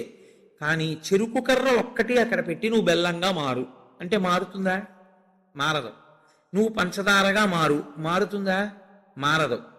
కానీ బెల్లం కానీ పంచదార కానీ కావాలి అనుకున్నవాడు చెరుకు కర్రని మరలో పెట్టి తిప్పవలసి ఉంటుంది, తప్పదు. చెరుకు కర్రని మరలో పెట్టి తిప్పితే చెరుకు కర్ర పిప్పి అయిపోతుంది. ఈ మొదల నుంచి ఆ చివరి వరకు పిప్పి చేస్తూ ఇట్నుంచటు తిప్పేస్తే చెరుకు కర్ర అంతా పిప్పి అయిపోయిన తర్వాత అందులో ఉన్న తీయటి రసం అంతా కారిపోతుంది. ఇప్పుడు అలా కారిపోయిన రసం ఏదుందో అదే బెల్లం అవుతుంది, అదే పంచదార అవుతుంది, పంచామృతాల్లో ఒకటవుతుంది. ఈశ్వరుడికి నివేదన చేసే పదార్థంలో పంచదార వేసి వండకూడదు, బెల్లం వేసి వండాలి. కాబట్టి నివేదనకి బెల్లం అవుతుంది, పంచామృతాల్లో అభిషేకానికి పంచదార అవుతుంది. ఈ రెండుగా మారేది ఆ చెరుకు కర్రలోంచి. కానీ చెరుకు కర్ర నలగనంత కాలం పంచదార బెల్లం రావు. చెరుకు కర్రే కారణమైనా నేను నలగను అని చెరుకు కర్ర అందనుకోండి, పంచదార బెల్లం రాదు. ఏకాదశి వ్రతం చెయ్యను అన్నాడు అనుకోండి, మనుష్య జన్మ యొక్క సార్థకత రాదు. కాబట్టి ఏకాదశి వ్రతం ఎవరి కొరకు వారి కొరకే. ఈ వ్రతం మాత్రం నా భార్య కొరకు నా పిల్లల కొరకు కాదు. నా భార్య చేస్తే నా కొరకు దాని బిడ్డల కొరకు కాదు. నేను చేస్తే నా కొరకు, నా భార్య చేస్తే తన కొరకు, నా పిల్లలు చేస్తే వారి కొరకు. ఇది ఎవరు చేస్తారో కేవలం వారి కొరకు. ఏ చెరుకు కర్ర నలిగిందో అది పంచదార బెల్లంగా మారుతుంది. ఆ చెరుకు కర్ర నలిగింది కదండి, నేను నలగాల అని నిలబడిన చెరుకు కర్ర పంచదార బెల్లంగా మారలేదు. అలాగే ఎవరు శరీరాన్ని ప్రయత్నపూర్వకంగా క్లీశ పెడతారో వారు మాత్రమే ఏకాదశి వ్రతమును చెయ్యగలరు. క్లీశము అనుభవించడానికి ఇష్టము లేనివారు ఏకాదశి వ్రతము చెయ్యలేరు. అందుకే ప్రతి శుక్లపక్షంలో ఈశ్వరుడు కృష్ణపక్షంలో ఏకాదశి తిథిని ఎందుకు నిర్ణయం చేశాడో తెలుసా అండి? ఒక్కటే కారణం. మనకి ఏకాదశి అన్న మాటకి 11 అని అర్థం. ఏకాదశి 11 అయితే క్లీశ పెట్టడము అన్న మాటకున్న అర్థం ఏమిటంటే మీరు ఏమీ చెయ్యొద్దు, ఇలాగే కూర్చోండి, ఒక్క 4 గంటలు లేవద్దు, ఇలా కూర్చోండి అన్నాను అనుకోండి. ఇది పెద్ద కష్టమే ఉందండి అనిపిస్తుంది ముందు. కానీ ఓ అరగంట అయ్యాక బోల్డ్ అని పనులు ఉన్నాయి, ఏమిటో ఇలా కూర్చోబెట్టాడు, ఉత్తినే ఇలా కూర్చోవడం వల్ల ఎన్ని పనులు పోతున్నాయి, కూర్చోవడం ఏమిటి అనిపిస్తుంది. ఓ గంట పోయాక నాకేమీ అక్కర్లేదు కానీ కాస్త ఈ కాలు తీసి ఈ కాలు పైకి ఎత్తనిస్తే చాలు, కూర్చోలేడు. ఈ శరీరాన్ని అలా మీరు కూర్చోవడానికి అనువుగా 4 గంటలు కూర్చోబెట్టగలిగారనుకోండి, క్లేశపడి అయినా ఆసనం మారకుండా, పూజలోంచి పైకి లేవకుండా, ఆవలించకుండా, ఒళ్ళు విరవకుండా మీరు పూజామందిరంలో కూర్చోగలిగితే శరీరము క్లేశపడుతోందని తెలిసినా మీరు దాన్ని అలా కూర్చోపెట్టగలిగితే మీ శరీరము కన్నా మీ మనసు పైన నిలబడి అధికారాన్ని పొందింది అని గుర్తు. ఎందుకు అంటారేమో, ఇది నలుగుడు పడకుండా, ఇది క్లేశపడకుండా ఇది వెళ్ళదు. ఇది శాస్త్రంలో పరమరహస్యం. ఇది అసలు వచ్చినది ఎందుకు అంటే 2 కారణాల కోసం ఈశ్వరుడు దీన్ని ఇస్తాడు. తరించాలి అన్న ఉద్దేశ్యం తనంత తాను పొందని వాడికి ఈ శరీరం రావడం వల్ల వచ్చే ప్రయోజనాలు 2. ఒకటి, పూర్వజన్మలో చేసుకున్న పుణ్యము క్షయమైపోతుంది, పూర్వజన్మలో చేసుకున్న పాపము క్షయమైపోతుంది. ఈ 2 జరుగుతాయి. ఎలా జరుగుతాయని మీరు అడుగుతారేమో. దీనికి ఏదో అనారోగ్యం వస్తుంది, ఈ మోకాలు నొప్పెడుతుంది, అబ్బా మోకాలు నొప్పిగా ఉంది, మోకాలు నొప్పిగా ఉంది, మోకాలు నొప్పిగా ఉంది అంటాడు. అసలు శరీరం అన్నది లేదనుకోండి, నొప్పిగా ఉందని బాధపడడానికి మీకేముంది? మీరు బాధపడడానికి ఏం లేదు. మీరు బాధపడాలి అంటే మీకు శరీరం ఉండాలి. శరీరం ఉంటే మనసు ఉంటుంది. అప్పుడు మనసు ఎప్పుడు బాధపడుతుంది? నా కూతురు ఏదో బాధపడితే నా మనసు బాధపడుతుంది. నేను చేసుకున్న పాపపుణ్యాలు పోవాలి అంటే ఈ శరీరంతోనే నేను పోగొట్టుకోవాలి. నేను అలా ఓ భవనాన్ని చూపించి ఇది నాదే, ఇది నాదే, ఇది నాదే అంటున్నాను అనుకోండి, నా పుణ్యం పోతూ ఉంటుంది. ఎందుకంటే మీరు ఎంత పొంది ఉన్నారో అంత వలన ఈశ్వరుడు అంత పుణ్యాన్ని క్షయం చేస్తాడు. నీకు ఇంత పుణ్యం చేశావు, అది పోతే ఇదిగో ఇంత నీకుంది అన్న అధికారం ఇస్తాడు. ఇన్ని మాటలు నాదని నువ్వు అనొచ్చు. ఇంత పుణ్యం నీకు పోతే ఇంత సుఖాన్ని నువ్వు అనుభవించవచ్చు. అందరూ ఒకడు కష్టపడి నడిచెడుతున్నాడు, అంతకన్నా ఒకడు సైకిల్ మీద ఎడుతున్నాడు, అంతకన్నా తేలిగ్గా ఒకడు స్కూటర్ మీద ఎడుతున్నాడు, అంతకన్నా తేలిగ్గా ఒకడు కారు మీద ఎడుతున్నాడు, ఇంకా తేలిగ్గా ఒకడు కబుర్లు చెప్పుకుంటూ రైల్లో వెడుతున్నాడు ఏసీలో, ఇంకా తేలిగ్గా గంటలో ఒకడు విమానంలో వెడుతున్నాడు. భోగమునందు స్థాయి మార్పులో ఈశ్వరుడు పుణ్యాన్ని క్షయం చేసేస్తాడు. అంటే నీవు అందులో ఎంత కష్టపడవలసి ఉంటుందో అంత కష్టాన్ని దాటేస్తావు. ఓ 1000 కిలోమీటర్లు ప్రయాణం చెయ్యవలసి వస్తే, నిజంగానూ పాదచారి అయి నడవవలసి వస్తే పడవలసిన క్లేశాన్ని 2 గంటల్లో సీట్లో కూర్చుని ఏసీలో పేపర్ చదువుకుని వెళ్ళిపోయావు. వెళ్ళిపోవడం వరకు బాగానే ఉంటుంది, వెళ్ళిపోయిన కారణం చేత నీ పుణ్యం క్షయమైపోయింది. నిన్ను విమానంలో పంపించానా లేదా 2000 కిలోమీటర్లు? ఉత్తినే వెళ్ళావా? డబ్బిచ్చాను కాబట్టి టికెట్ కొనుక్కున్నావు. డబ్బు ఎక్కడి నుంచి వచ్చింది అనుకుంటున్నావు? చేసిన పుణ్యం పోతే వచ్చింది. కాబట్టి ఇప్పుడు ఈశ్వరుడు పుణ్యాన్ని తగ్గిస్తాడు. పుణ్యాన్ని తగ్గిస్తూ ఐశ్వర్యమునిచ్చి క్షయం చేసేస్తాడు భోగంగా. మీరు అనుభవించకపోయినా నాదని పోగొట్టేస్తాడు. నాది అంటూ ఉండడం వల్ల పోతూ ఉంటుంది. ఇప్పుడు పెద్ద ప్రారంధం ఎక్కడొస్తుందంటే, గత జన్మలలో చేసిన పుణ్యం క్షయం అయిపోయి వారసుడికి ఆస్తిగా వెళ్ళిపోతుంది. మీరు కొంచెం జాగ్రత్తగా నేను చెప్పే తర్కాన్ని పట్టుకోవాలి. ఓ 1,00,000 రూపాయలు కష్టపడి కష్టపడి కష్టపడి కష్టపడి కష్టపడి దాచాడు. ఇదంతా నాది నాది నాది, నేనెవరికి ఇవ్వను, నేనెవరికి ఇవ్వనన్నాడు. వెళ్ళిపోయాడు. ఎవరికి ఎడుతుంది అది? కొడుక్కో కూతురుకో వెళ్ళిపోతుంది. ఇప్పుడు 1,00,000 రూపాయలు మిగిలింది అంటే ఆయన పుణ్యం ఏమైంది? పోయింది. జీవుడి పుణ్యం 1,00,000 రూపాయలు ఏమైపోయింది? వారసుడికి వెళ్ళిపోయింది. జీవుడు ఏమైపోయాడు? దరిద్రుడైపోయాడు. శాస్త్రం అంటుంది, నిజంగా నీది నువ్వే అనుభవించాలనుకుంటే మార్గం ఏమిటో తెలుసా? దాన్ని దానం చేయడమే. దానం చేస్తే నీకు పుణ్యం అయిపోయి మళ్ళీ నీ దగ్గర పడిపోతుంది వచ్చి. మళ్ళీ నువ్వు జీవుడిగా ఇంకొక శరీరంలోకి వెళ్ళినప్పుడు నీతో పాటే ఆ పుణ్యం వస్తుంది. వచ్చి మళ్ళీ నువ్వు భోగం అనుభవించడానికి పుణ్యం అడ్డొస్తుంది. నువ్వు ఇక్కడ విడిచిపెట్టి అక్కడ శరీరాన్ని విడిచిపెట్టేశావు. శరీరం విడిచిపెట్టిన ఉత్తర క్షణంలో ఇంక జీవుడికి సంబంధం లేదు, దానికి సంబంధించింది వేరే శరీరంలోకి వెళ్ళిపోతాడు. అక్కడ సుఖాన్ని అనుభవించడం, దుఃఖాన్ని అనుభవించడానికి మళ్ళీ నీ పాపపుణ్యములే లెక్క. ఏది ఏం పెట్టి అనుభవింపజేయాలి? అందుకని బాగా కష్టపడిపోతున్నాడు, పాపం పోతోందని గుర్తు. బాగా సుఖపడిపోతున్నాడు, పుణ్యం పోతోందని గుర్తు. మీరు జాగ్రత్తగా పట్టుకుంటే, బాగా కష్టపడుతున్న వాడెవరో వాడు తన పాపాన్ని పోగొట్టుకుంటున్న అదృష్టవంతుడు. బాగా సుఖపడుతున్న వాడెవరో వాడు తన పుణ్యాన్ని పోగొట్టుకుంటున్న దురదృష్టవంతుడు. కాబట్టి బాగా సుఖపడేవాడెవడో వాడు ఎక్కువ జాగ్రత్తగా ఉండాలని చెప్తోంది శాస్త్రం. ఎందుకో తెలుసా అండి? జీవుడి ఖాతాలోకి మళ్ళీ తేవాలి. జీవుడి ఖాతాలోకి మళ్ళీ తేవాలంటే ప్రయత్నపూర్వక త్యాగం చెయ్యాలి. త్యాగే నైకే అమృతత్వ మానసు. అది చెయ్యవు, జీవుడు దరిద్రుడవుతాడు. శరీరాన్ని ఉందండి, ఇందులో ఎన్నాళ్ళు ఉంటావు? ఇదో అద్దె కొంప. భగవాన్ రమణులు చెప్పినట్టు ఇవాళ రేపో ఖాళీ చేసేయాలి. ఖాళీ చేసేసి వెళ్ళిపోతాడు. వెళ్ళిపోయిన తర్వాత అందులోకి వెళ్ళిన తర్వాత, అయ్యా మళ్ళీ నేను విమానం ఎక్కుతానండి, అయ్యా మళ్ళీ నేను గుర్రం ఎక్కుతానండి, అయ్యా నేను మళ్ళీ ఏనుగులు ఎక్కుతానండి, మళ్ళీ నేను ఉపన్యాసాలు చెప్తానండి అంటే నీ మొహం గతంలో నువ్వు చెప్పిందే ఉంది, నువ్వు చేసిందే ఉంది. పావలాకా సుచ్చుకోకుండా చెప్పింది ఏమైనా ఉందా మళ్ళీ చెప్పడానికి? నువ్వు భక్తితో చెప్పింది ఏమైనా ఉందా? కీర్తి కండూతి లేకుండా నువ్వు చెప్పింది ఏమైనా ఉందా మళ్ళీ నువ్వు చెప్పడానికి? నువ్వు ఏదీ కోరకుండా ఈశ్వరుణ్ణి నమ్మి ఇలా పెట్టింది ఏమైనా ఉందా? దాన్ని అక్షయం ఈశ్వరుడు చేయడానికి. పుణ్యమన్న కోరికతో కాదు, ఈశ్వరుడిచ్చాడు ఈశ్వరుడికి ఇస్తున్నాను అని ఇవ్వగలవా? భవతే విష్ణు స్వరూపాయతే అంటూ ఇవ్వగలవా? అలా ఇవ్వగలిగితే అక్షయం చేస్తాడు ఈశ్వరుడు దాన్ని. నువ్వు ఇచ్చిన రూపాయి ₹1,00,00,000 అయిపోతుంది పుణ్యంలో. అది చమత్కారం. అది అసలు జీవన విధానమనందుండేటటువంటి పెద్ద రహస్యం.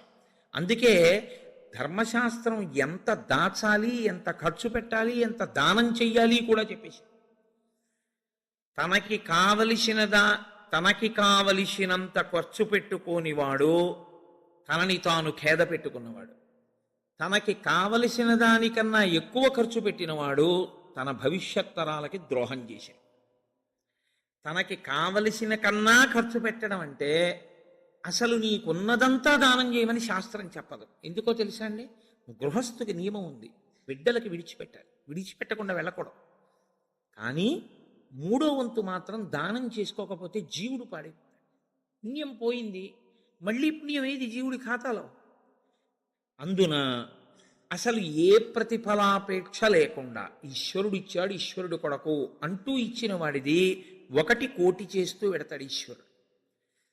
కాబట్టి క్లేశము లేక నీవు తరించలేవు. ఇది సనాతన ధర్మమునందు అంతర్లీనమైనటువంటి ప్రతిపాదన. మీ జీవితంలో మీరు ఎప్పుడూ మీ కొరకు మీరు కాకుండా మీరు పక్కవారి కొరకు కూడా ఏదో చేస్తూ ఉండాలి. దేని కొరకు అంటే వాడికి లేనివాడని కాదు, భవతే విష్ణుస్వరూపాయతే, ఆ విష్ణువే నన్ను తరింపచేయడానికి అక్కడ పుచ్చుకునేవాడిగా నిలబడ్డాడు. ఆయన అలా నిలబడకపోతే నా పుణ్యం ఎలా వృద్ధి పొందుతుంది? నా జీవుడికి ఖాతాలో ఎలా పడుతుంది ఐశ్వర్యం? కాబట్టి విష్ణువే వచ్చి లేనివాడిగా నించుని నా దగ్గర పుచ్చుకుంటున్నాడు. అందుకే ఇచ్చేవాడు పుచ్చుకునేవాడికి నమస్కారం అందుకు చేస్తారు సనాతన ధర్మంలో. అందుకే పుచ్చుకున్నవాడు ఇచ్చిన వాడికి చేయడు, ఇచ్చినవాడు పుచ్చుకున్నవాడికి నమస్కారం చేస్తాడు. ఇక్కడి ఐశ్వర్యం భవిష్యత్ జన్మలలో ఐశ్వర్యంగా మార్పు చేయడానికి ఆయన ఉపకరణంగా నిలబడ్డాడు. కాబట్టి ఇప్పుడు అసలు శరీరమును క్లేశ పెట్టకుండా నీవు తరించలేవు. ఇందులో మొదటి మెట్టు ఎక్కడ వరకు? పునర్జన్మ సిద్ధాంతమును అంగీకరించినప్పుడు జీవుడు మళ్ళీ శరీరాన్ని తీసుకుంటే అన్న దగ్గర నువ్వు ఏదో ఒకటి చెయ్యాలి. ఏమండి నా దగ్గర అంత డబ్బు లేదు, ఈశ్వరుడి పల్లకి మొయ్యి. ఏమండి నేను పల్లకి మొయ్యలేను, కూర్చుని భగవత్కథ వినగలవా? విను. నేను భగవత్కథ కూడా వినలేను, పోని నామం చెప్పగలవా? చెప్పు. నేను నామం కూడా చెప్పలేను పైకి, పోని నోట్లో అనుకోగలవా? అనుకో. స్మరణం, మనసుతో ఈశ్వరుణ్ణి స్మరించగలవా? స్మరించు. నువ్వు ఏది చేసినా పుణ్యమే. నువ్వు ఈశ్వరుడితో ఎలాగైనా దగ్గరి సంబంధాన్ని పెట్టుకుంటే నువ్వు నిచ్చెన ఎక్కుతున్నవాడివే. ఇందులో మళ్ళీ 2 మార్గాలు ఉంటాయి. మొదటి మార్గము ఉత్తర జన్మల యందు జీవుణ్ణి సుసంపన్నుణ్ణి చేసుకోవడం. ఎందుకో తెలుసా అండి? ఉత్తరాయణంలో వెళ్ళిపోయాడు అంటారు. ఉత్తరాయణంలో వెళ్ళిపోయాడు అంటే దక్షిణాయనంలో వెళ్ళిపోయిన వాడు నిర్భాగ్యుడు అని కాదు దాని అర్థం. ఉత్తరాయణంలో వెళ్ళిపోయిన వాడు అంటే ఏంటంటే చేసుకోవలసిందంతా చేసుకుని వెళ్ళిపోయినవాడు అని. దక్షిణాయనంలో చేసుకోవలసిందంతా చేసేసుకున్నవాడు ఉత్తరాయణంలో పెడతారు కదండి. అంటే చేసుకోవలసిన పుణ్యం అంతా చేసేసుకున్నవాడు దక్షిణాయనంలో వెళ్ళిన ఒకటే, ఉత్తరాయణంలో వెళ్ళిన ఒకటే. ఇప్పుడు ఈ చేసుకునే పుణ్యం 2 కింద విభాగం చేస్తాడు ఈశ్వరుడు. ఒకటి మళ్ళీ వచ్చే జన్మకి పెట్టుబడిగా నువ్వు వాడుకోవలసింది. 2 అసలు జన్మే అక్కర్లేదని ఈశ్వరుడితో కలిసిపోవలసింది. ఈ రెండిటిలో నీకు ఇంకా వచ్చే జన్మలో కూడా ఏదో వెలగబెట్టేద్దామన్న కోరికుంటే మొదటి మార్గం. అసలు నేను అలా వెలగబెట్టేద్దామన్న కోరిక నాకు లేదు, మహాప్రభో మళ్ళీ నాకు ఈ ధర్మశాస్త్రాలు ఈ సూక్ష్మాలు తెలుస్తాయో తెలియవో, కొంపతీసా జన్మలో మళ్ళీ నేను అన్నీ దాచుకుని వెళ్ళిపోతే అప్పుడు ఏమైపోవాలి జీవుడు? నాకు అది వద్దు, ఇది వద్దు, నాకు అది సున్నైపోవాలి, ఇది సున్నైపోవాలి. పాపము పుణ్యము 2 ఉండకూడదు నాకు. ఇప్పుడు పాపము లేదు, పుణ్యము లేదు. ఇప్పుడు 2 లేనప్పుడు ఈ శరీరం ఎందుకు అనుభవించడానికి? పాపానుభవానికి శరీరం, పుణ్యానుభవానికి శరీరం. పాపానుభవం లేదు, పుణ్యానుభవం లేదు, ఇంక ఈ శరీరం ఎందుకు నీకు? కాబట్టి ఇవ్వడు ఈశ్వరుడు. ఈశ్వరుడు ఇవ్వకుండా ఉండాలి అంటే పాపమును పుణ్యమును కాల్చాలి. పాపమును పుణ్యమును కాల్చడానికి నీకెంత పాపం ఉందో నీకు తెలుసా? నీకెంత పుణ్యం ఉందో నీకు తెలుసా? తెలియదు. ఈశ్వరుడు అన్నాడు, నీవు నీ జేబులో ఉన్న 10 రూపాయలు ఇంకోడికి ఇచ్చేయడం కష్టమైనా క్లేశపడి ఇవ్వడం వల్ల పుణ్యం ఇచ్చినట్టే, ఈశ్వరుణ్ణి చేరుకోవడం కోసం నీకిచ్చిన తెప్పయైన ఈ శరీరాన్ని క్లేశ పెట్టడానికి ఏకాదశి వ్రతాన్ని నిర్ణయం చేశాడు. ఏకాదశి వ్రతం చాలా గంభీరమైన వ్రతం. అందుకే లోకంలో పెద్దలు ఏం చెప్తారంటే, స్వామి పుష్కరిణీ స్నానం, సద్గురోహపాద సేవనం, ఏకాదశి వ్రతం చాపి త్రయం అత్యంత దుర్లభం. ఈ మూడు చెయ్యలేరు అని చెప్తారు. ఎందుకు చెయ్యలేరు? స్వామి పుష్కరిణీ స్నానం, అక్కడికి వెడతాడు, ఆనందనిలయం చుట్టూ 100 మార్లు తిరుగుతాడు, కానీ పుష్కరిణిలో స్నానం చేద్దామన్న ఊహ వాడికి రానేరాదు. సద్గురోహ పాదసేవనం, సద్గురువు పాదములు పట్టుకునే అవకాశం ఇవ్వడు. ఎందుకు ఇవ్వడు? ఒక్కటే కారణం, నాకు అసలు కాళ్ళ నొప్పులే ఉండవంటాడు. ఆయన అసలు కాళ్ళు పట్టించుకోవడం ఆయన జన్మాంతరంలో ఆయన చేయడు. కాబట్టి అసలు గురువుగారి కాళ్ళు పట్టే అదృష్టం నీకు ఎప్పుడు వస్తుంది? నువ్వు ఆయన కాళ్ళు నిప్పెడితే కదా నువ్వు వెళ్ళి పట్టుకోవడానికి. కాబట్టి ఆయన కాళ్ళు పట్టుకునే అదృష్టం ఉండదు. సద్గురోహ పాదసేవనం, ఏకాదశి వ్రతం చాపి, ఏకాదశి వ్రతము చెయ్యలేడు. ఎందుకు చెయ్యలేడో తెలుసా అండి? మీరు అంగీకరించినా అంగీకరించకపోయినా శాస్త్రీయమైన, వేదప్రోక్తమైన, ఋషిప్రోక్తమైన ఒక పెద్ద రహస్యాన్ని మీకు ఇప్పుడు చెప్తా. ఏకాదశి వ్రతం ఎందుకు కష్టం? మీ అబ్బాయికి ఉద్యోగం వస్తుంది, సత్యనారాయణ వ్రతం చేయి, చేస్తాడు. మీ అమ్మాయికి పెళ్ళి అవుతుంది, ఈ వ్రతం చేయి, చేస్తారు. నువ్వు చచ్చిపోయేటప్పుడు ఈశ్వరుడు గుర్తొస్తాడు, చచ్చిపోయేటప్పుడు ఎలా ఉంటుందో అలా ఊహించుకుని ఈ వ్రతం చేయి అంటే, ఇప్పుడు వద్దులేండి తర్వాత చేస్తాను కదండి. ఏకాదశి వ్రతం నిజానికి అంతే. ఏకాదశి వ్రతం ఎందుకు చేయిస్తారో తెలుసా అండి? ఉపవాసం, అన్నం తినకూడదు. అన్నం తినకపోవడం కాదు, అన్నాన్ని పచనం చెయ్యడానికి కావలసిన సంభారములను స్పృశించి పచన ప్రయత్నమునందు నిమగ్నము కాకూడదు. అంటే ఏకాదశి నాడు ఉపవాసం ఉండి ద్వాదశి నాడు కాకరకాయ పులుసు పెట్టి వండుకుందామా, వేపుడు చేసుకుందామా అని ఆలోచించకూడదు. ద్వాదశి పారణ కోసం ఏకాదశి నాడు కాయగూరలు తరుక్కోకూడదు. ద్వాదశి నాటికి పనికొస్తుందని ఇవాళ పప్పు నానపోయకూడదు. అంటే అసలు మీ శరీరమును పోషించుకోవడానికి కావలసిన ఏ పనిని ఏకాదశి నాడు చేయకూడదు. మరి ఇంక ఏకాదశి నాడు ఏం చేయాలి? అసలు చాలా నిష్కర్షగా మాట్లాడితే నిర్జలోపవాసం, ముక్కోటి ఏకాదశి. నీటిని త్రాగకూడదు, ఉమ్ము మింగకూడదు. ఈ నిర్జలోపవాసం ఎందుకు చేయిస్తారో తెలుసా అండి? ఇచ్చాడా, మనుష్యులలో 199 మంది తెలిసే వెళ్ళిపోతారు. అకస్మాత్తుగా అనాయాసంగా వెళ్ళడం మహాదృష్టవంతులకి తప్ప జరగదు.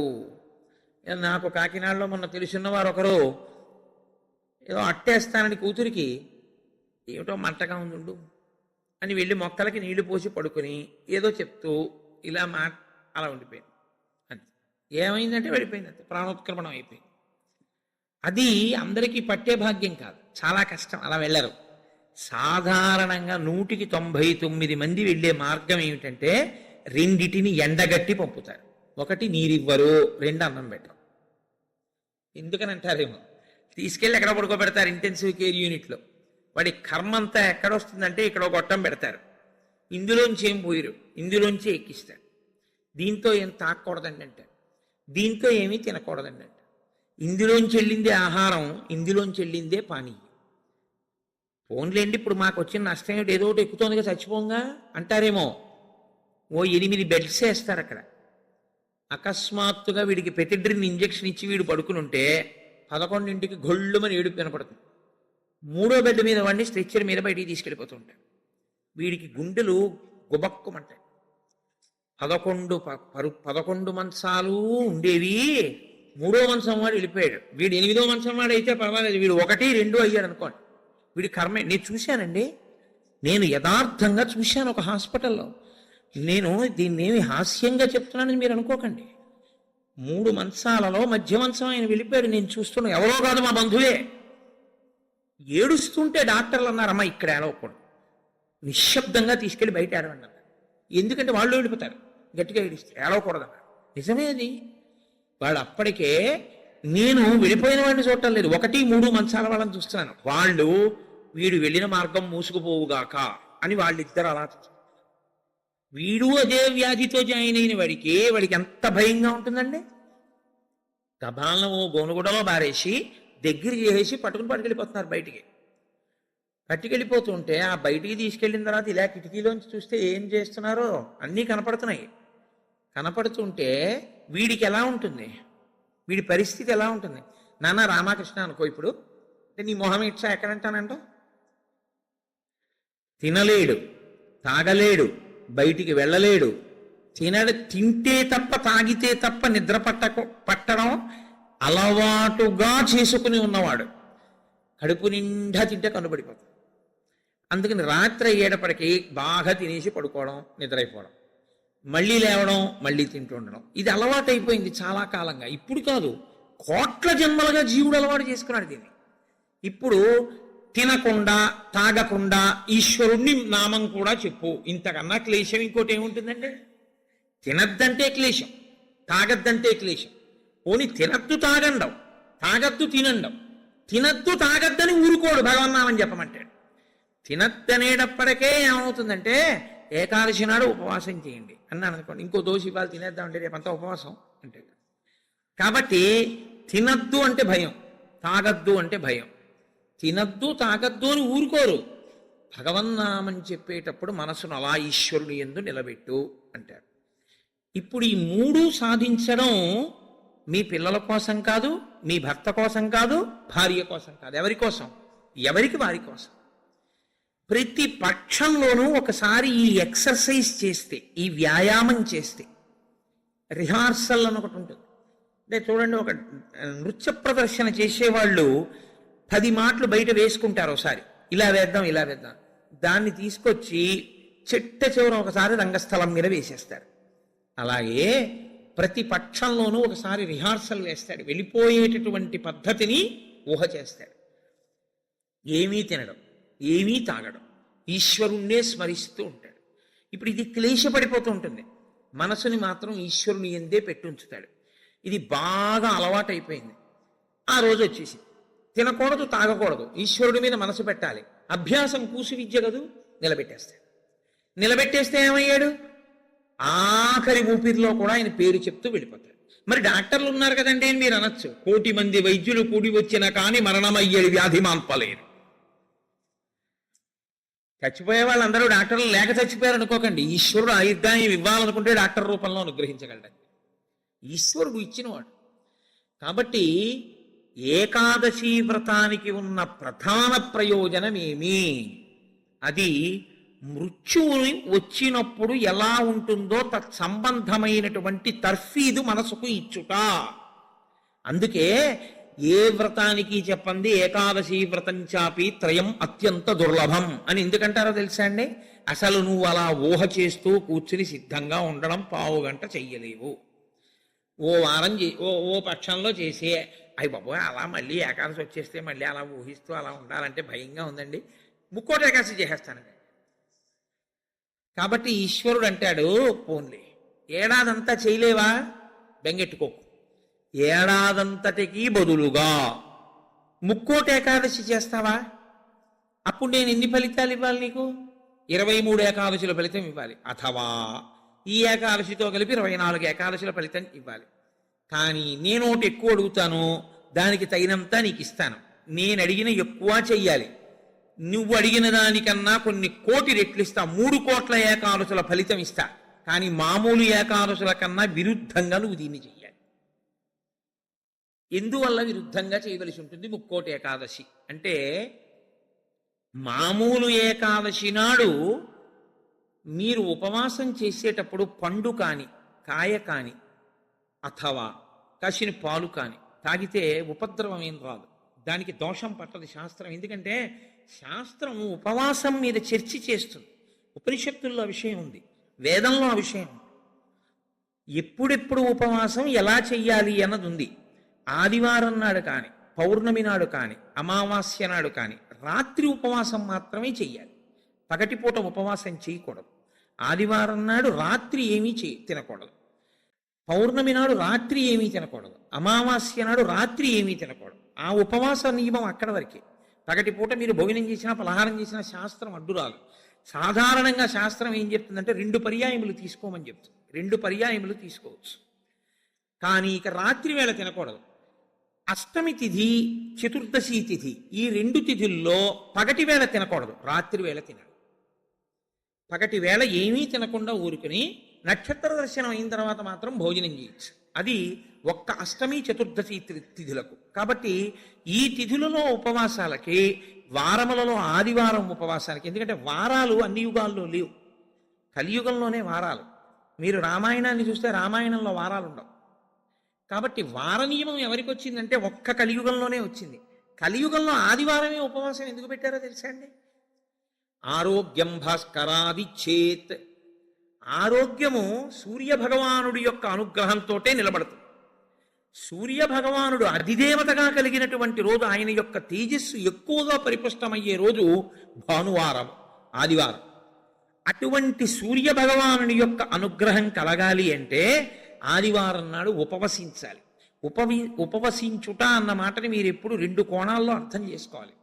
రెండు కోణాల్లో అర్థం చేసుకోవడం అంటే, కడుపు ఖాళీ అయిన తరువాత మళ్ళీ వేయకుండుట.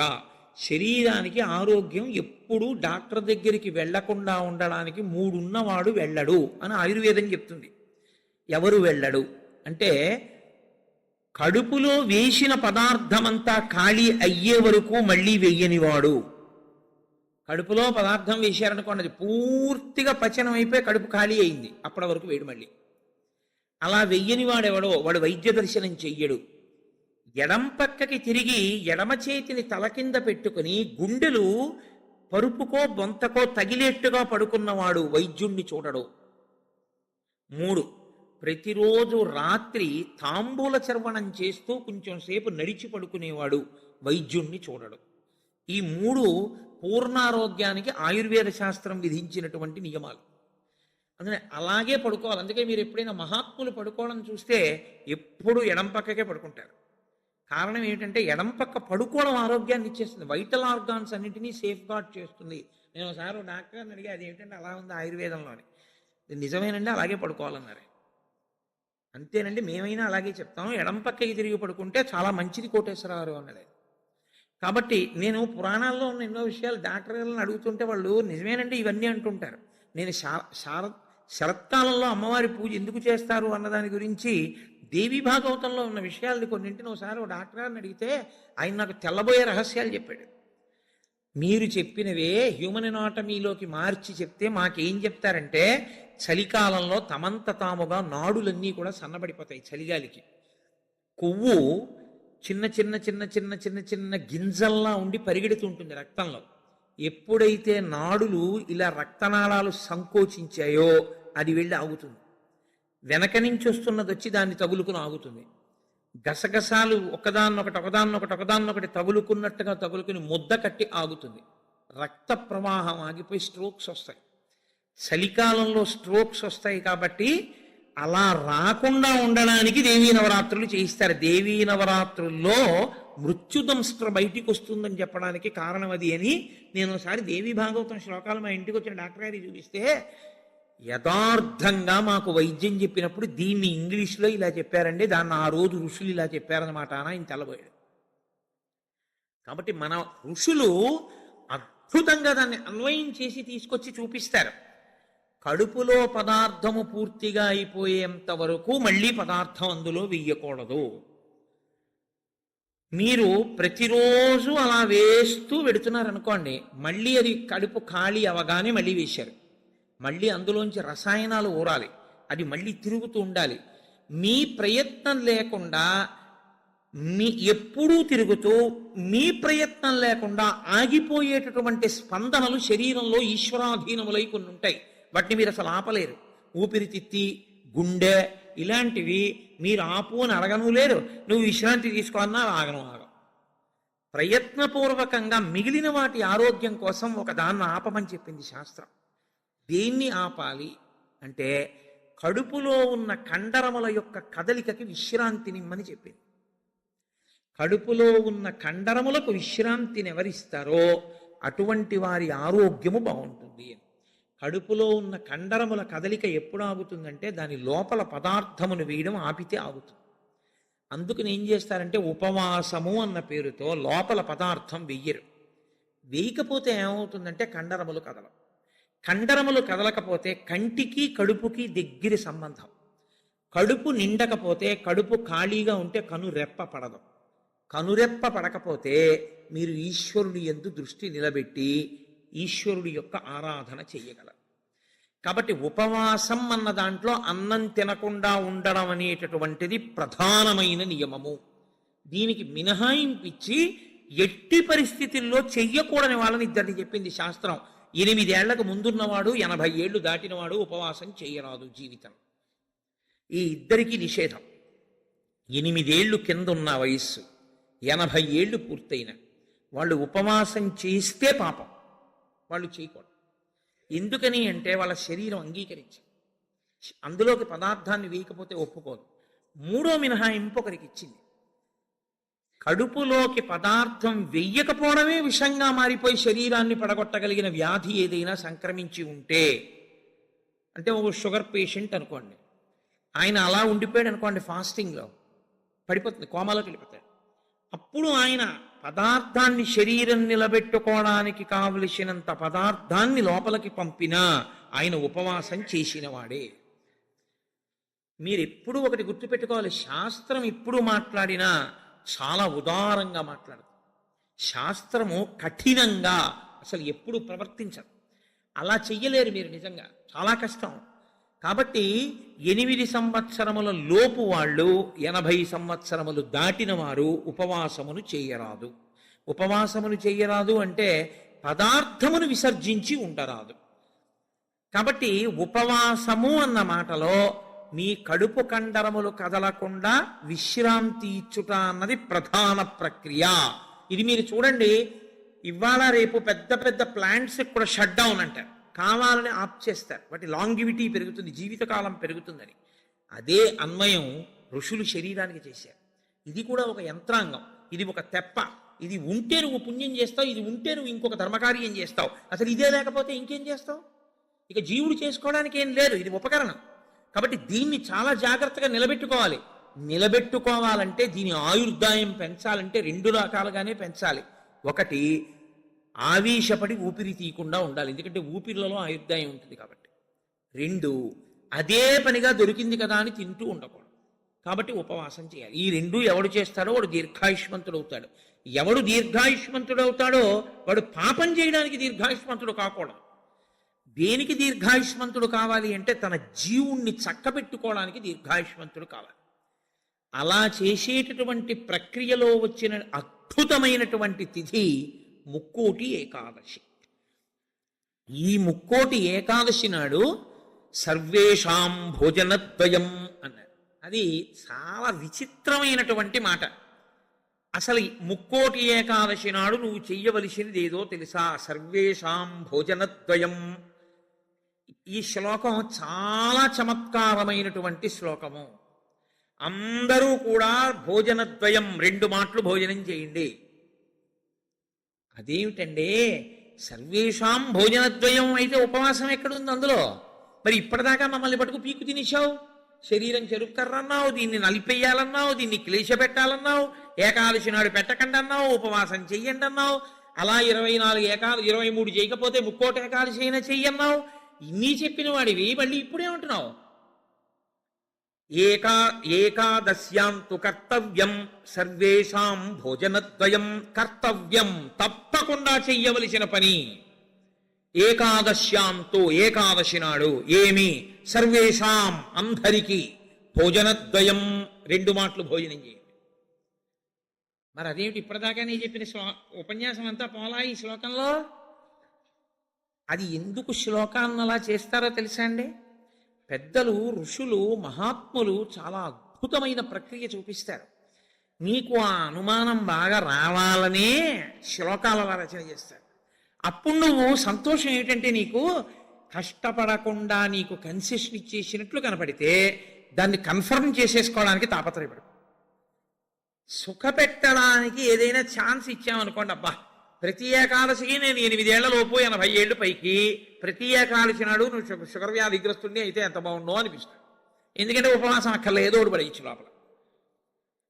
కానీ ఆ శ్లోకానికి అర్థం ఏంటంటే భో జన అంటే ఓ జనులారా, మీ అందరికీ కూడా భోజనద్వయం అంటే భోజనం 2 మాటలు చేయండి అని కాదు. భో అంటే ఓ జనులారా, ద్వయం 2, ఏకాదశ్యాంతు కర్తవ్యం సర్వేషాం. అందరికీ ఏకాదశి నాడు 2 నియమములు పాటించవలసినదే. ఏమిటో తెలుసా 2 నియమాలు? శుద్ధోపవాస ప్రథమ. శుద్ధోపవాసం, ముక్కోటి ఏకాదశి నాడు ప్రత్యేకించి శుద్ధోపవాసం. ద్వైతులు నిర్జలోపవాసం చేస్తారు. అసలు వాళ్ళు ఏకాదశి నాడు ద్వైత సంప్రదాయంలో ఉన్న వాళ్ళు, వాళ్ళ ఇంటికి మీరు వెళ్ళినా నీళ్ళు ఇవ్వరు. వాళ్ళు ఏకాదశి నాడు సత్యనారాయణ వ్రతం చేసుకోండి అంటే వాళ్ళు చేయరు. ఎందుకో తెలుసా అండి? ఈశ్వరుడికి నైవేద్యం పెట్టవలసి వస్తుంది. ఈశ్వరుడికి నైవేద్యం పెట్టద్దు వ్రతం చేస్తే, ఆయనకు కూడా పెట్టరు వాళ్ళు.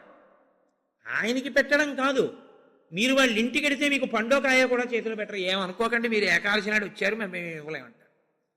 వాళ్ళు ఉమ్ము కూడా గుటక వెయ్యరు, మంచినీళ్లు కూడా తాగరు. మరి అలా రోహిణీ కార్తెలోనూ అప్పుడు ఎలా ఉంటారండి అని మనకు అనుమానం వస్తుంది. అలాగే ఉంటారు. ఇక్కడ కాదు, రాజస్థాన్ ఎడారిలో ఉంటారు. తెలుసా అండి? వాళ్ళకి ఈశ్వరుడి మీద ఉన్న నమ్మకం అటువంటిది. ఏకాదశి వ్రతం వాళ్ళకంత గట్టిది. ఒకసారి ద్వైత సంప్రదాయంలో చాలా సమున్నతమైన స్థితిని పొందినటువంటి వారు, చాలా లబ్ధ ప్రతిష్ఠులు, నేను పేరు ఎందుకు వాడాలి, బాగుండదు, వారి ఇంటికి వెళ్ళాను నేను, మా గోపాలకృష్ణ గారు, మేము.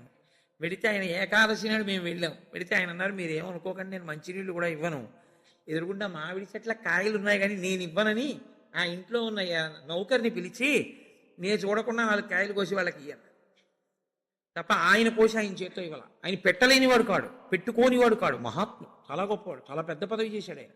ఇప్పటికీ ఆంధ్రదేశంలో స్మరింపబడుతుంటాడు.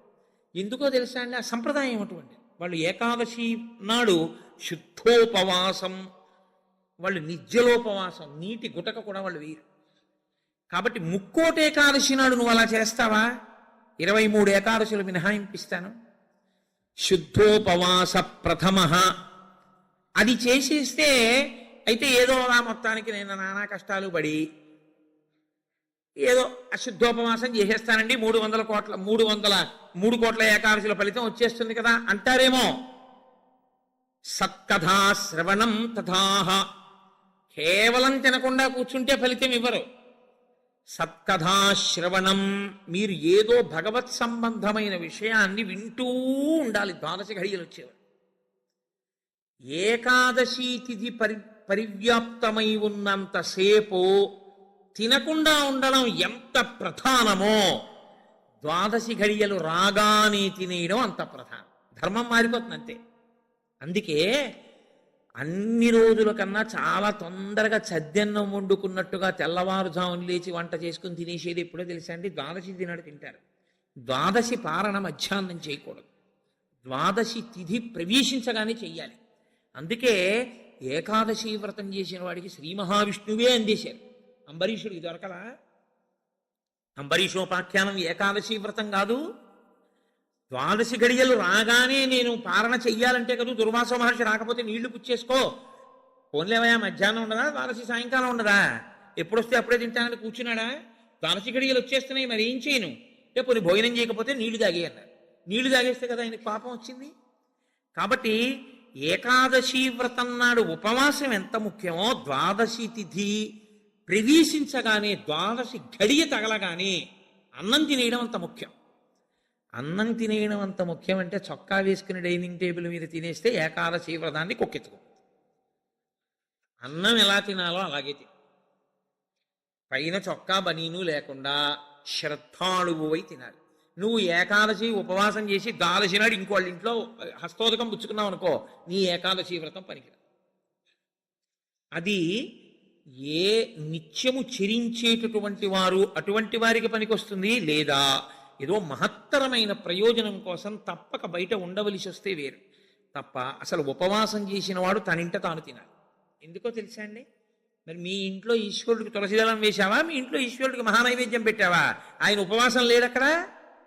ఆయనకి ఏది నైవేద్యం ఏది? నేను మా ఇంటికి తాళం వేసేసి ఇక్కడికి వచ్చి నేను ఇక్కడ ఉపవాసం ఏంటి?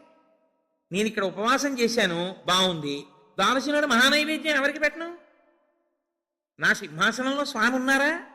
నా సింహాసనంలో స్వామికి అర్చన ఉండాలా? ఆయనకి నేను హస్తయోహ అర్ఘ్యం సమర్పయామి, పాదయోహ పాద్యం సమర్పయామి అని మహానైవేద్యం పెట్టానని నేను తినాలి. నేను ఎవరికి పెట్టను? నా భార్య ఏం పని పచనం చేసింది? ఎక్కడ వండింది?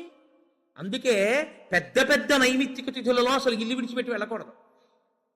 వెడితే ఏమవుతుందంటే అసలు తను చేయడానికి అవకాశాన్ని కోల్పోతాడు. మరి నువ్వెందుకు వచ్చావు గుంటూరు అనొచ్చు. ఇంతకన్నా గొప్ప విషయం ఏదో చెయ్యవలసిన అవసరం ఒకటి ఉంది.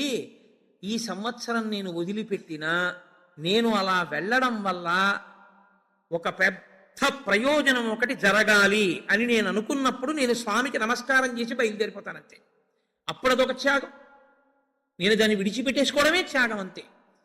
అందుకే ఏకాదశి వ్రతం అంటే, ఏకాదశి వస్తోంది కదండి నేను బయటికి ఎలా వస్తానని అడగాలి నువ్వు.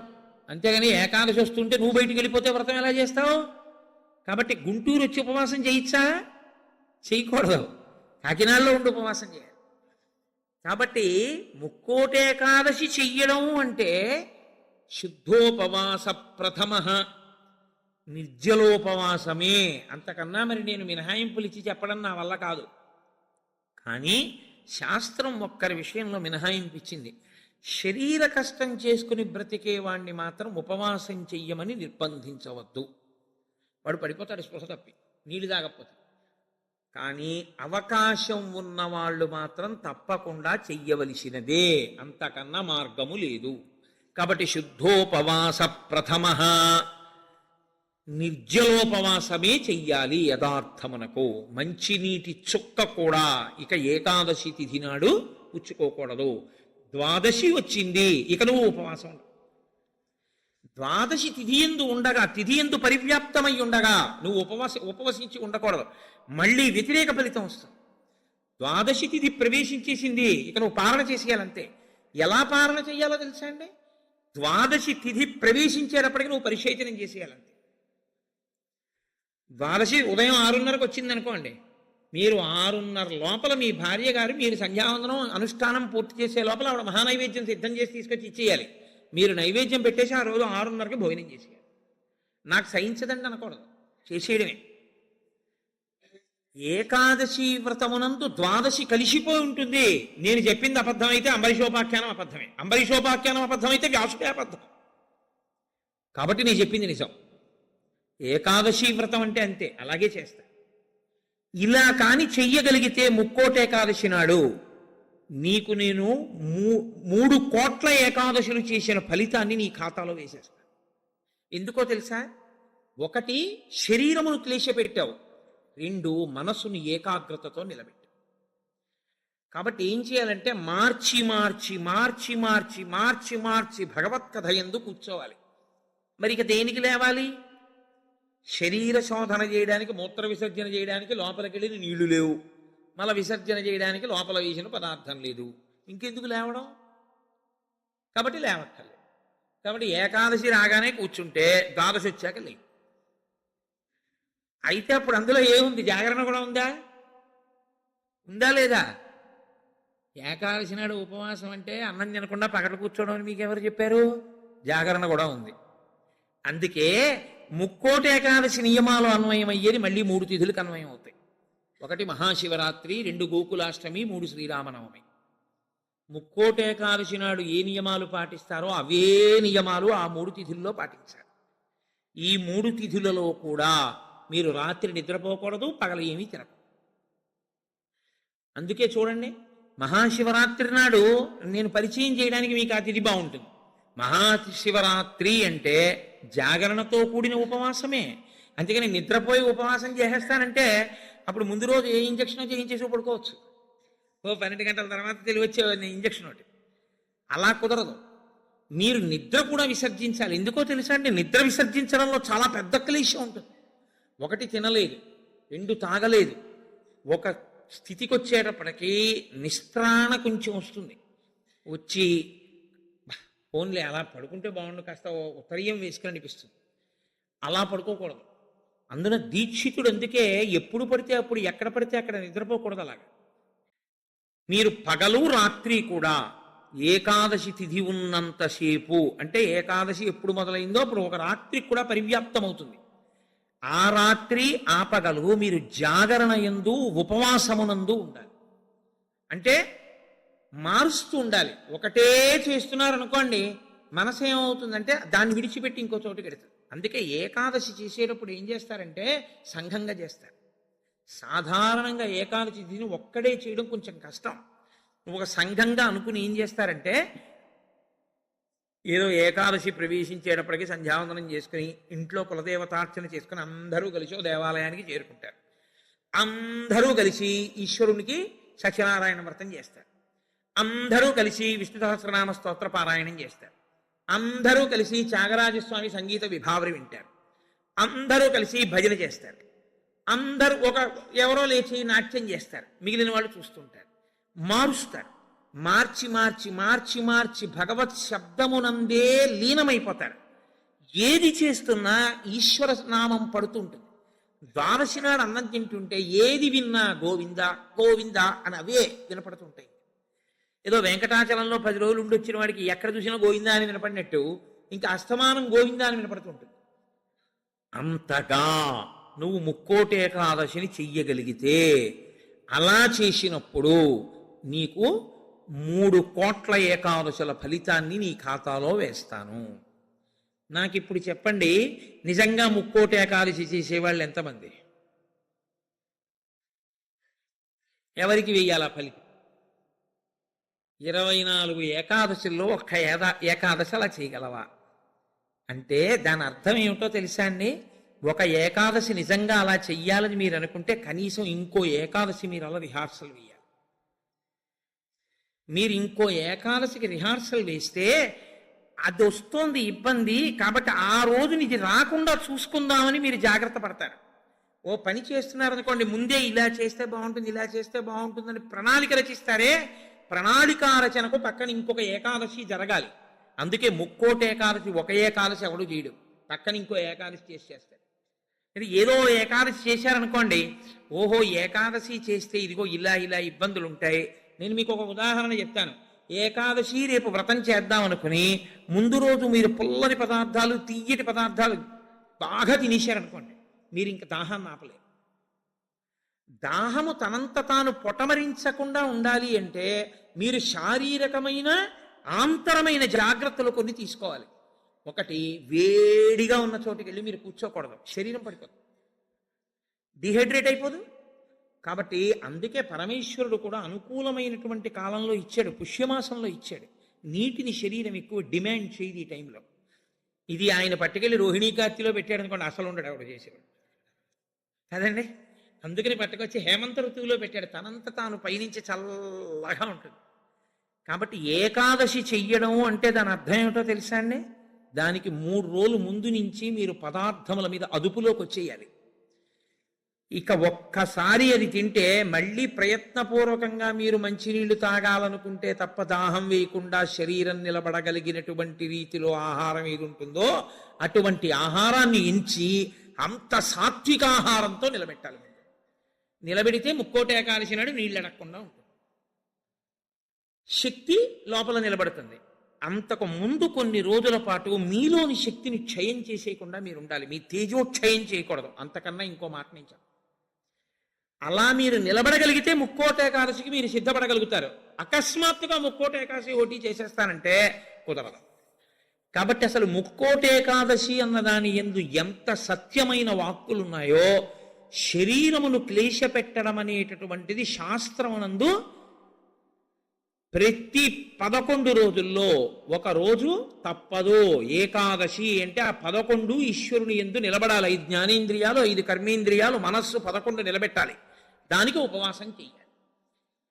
అథవా ముక్కోటి ఏకాదశి నాడు చెయ్యగలిగినటువంటి ఈ పరిస్థితులన్నింటినీ మీరు సమన్వయం చేసుకున్నా, శరీరాన్ని నిలబెట్టినా, మీ మనసుని తీసుకెళ్లి ఈశ్వరుడి దగ్గర పెట్టడం మాత్రం అంత తేలికైన విషయం కాదు. కాబట్టి నేను మిమ్మల్ని అందరినీ నిరుత్సాహపరుస్తున్నాను అని మీరు అనుకోవద్దు. మీరు ఎప్పుడూ ఒక్క విషయం గుర్తుపెట్టుకోండి, మీరు ఏం చేశారు అన్నదాన్ని బట్టి 100% సిలబస్ బట్టి మార్కులు ఈశ్వరుడు వేయడు. మీ ప్రయత్నాన్ని చూసి హర్షించి వేసేస్తాడు. అసలు మీరు సంకల్పం ఒకటి చేశారనుకోండి, వచ్చే సంవత్సరం ముక్కోటి ఏకాదశి మనం ఎలా చేసుకుందాం అని ఓ 10 మంది పెద్దలు కూర్చుని వచ్చే ఏడాది మన దేవాలయంలో ముక్కోటి ఏకాదశి చేద్దాం. వచ్చే ఏడాది ముక్కోటి ఏకాదశి చేయడానికి నిజంగా అలా శరీరంలో పదార్థం వెయ్యకపోయినా నిలబడగలిగిన శరీరాలు ఇన్నున్నాయి. ఇందులో ఎంతమంది ఆ దారుఢ్యం ఉన్న వాళ్ళు ఉన్నారు? వాళ్ళని సప్తమి తిథి నుంచే మనం ఎలా సిద్ధం చేద్దాం? వాళ్ళని సిద్ధం చేసి ముక్కోటి ఏకాదశి నాడు ఎంతసేపు ఉండగలిగితే అంతసేపు ఉంటాడు. ఇక తప్పలేదు, 4 నీళ్లు గుటకలు వేయవలసి ఉంటుంది. నన్ను నమ్మండి, మీ ఉపవాసం పాడవు. అది పుచ్చుకోకపోతే ఈ శరీరం పడిపోతుంది. ఇప్పుడు ధర్మం ఏమైపోతుందో తెలుసా అండి? ఆమరణ నిరాహార దీక్ష శాస్త్రమునందు అత్యంత మహాపాపము. మీ శరీరం పడిపోయే వరకు మీరు మీ ఏమీ తినను ఏమీ తాగదు అని భీష్మిస్తే ఆ వ్రతఫలం ఇవ్వరు, పిశాచత్వం ఇస్తారు. అన్నం తినకుండా నీళ్లు పుచ్చుకోకుండా ఎవడైనా శరీరాన్ని పడగొడితే వాడి జీవుణ్ణి పిశాచంలోకి ప్రవేశపెడతారు. అందుకని ఇప్పుడు మీ ప్రయత్నం మీరు చేశారు, ఇక శరీరం పడిపోతుంది, తప్పదు, నీళ్లు పుచ్చుకోవాలి. ఇప్పుడు మీరు ఎంత నీరు తాగితే శరీరం నిలబడుతుందో అన్ని నీళ్లు తాగారు, అది ఉపవాసంలో అంతర్భాగం అయిపోతుంది. ఇప్పుడు ఒక్క అరటిపండు లోపల వేయకపోతే శరీరం నిలబడదు. ఓ అరటిపండు లోపల పడేశారు, మీకు ఉపవాసమునకు భంగము రాదు. కాబట్టి గురుముఖత చాలా జాగ్రత్తగా శాస్త్రము చెప్పిన నియమములను బాగా విని అసలు దాని మీద తర్ఫీదు ఏడాది మొదలుపెట్టారనుకోండి, మీరు చాలా తక్కువ మందితో మేము ఇలా చేస్తాం అన్న సంకల్పం 1. 2, అన్నిటికన్నా ప్రధానంగా దృష్టిలో పెట్టుకుని చెయ్యవలసింది ఏమిటో తెలుసా అండి? నీరు పుచ్చుకోకుండా ఆహారము పుచ్చుకోనప్పుడు మనసు ఆ స్థితికి వెడుతున్నప్పుడు ఎంత ఖేదపడుతుందో ఇప్పుడు అర్థమవుతోంది.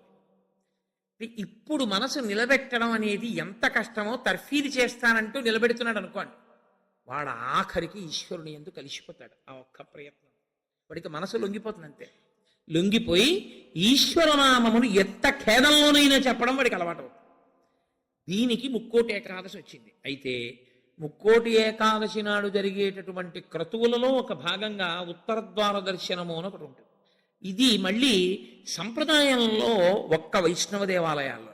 అసలు ఇంకా నేను పరమ సత్యం చెప్పవలసి వస్తే ఇది యథార్థమునకు ఒక్క శ్రీరంగ క్షేత్రమునకే సంబంధించి. అందుకే ఉత్తర ద్వారం తీయడం అన్నది ఒక్క శ్రీరంగ క్షేత్రానికే ఉంది.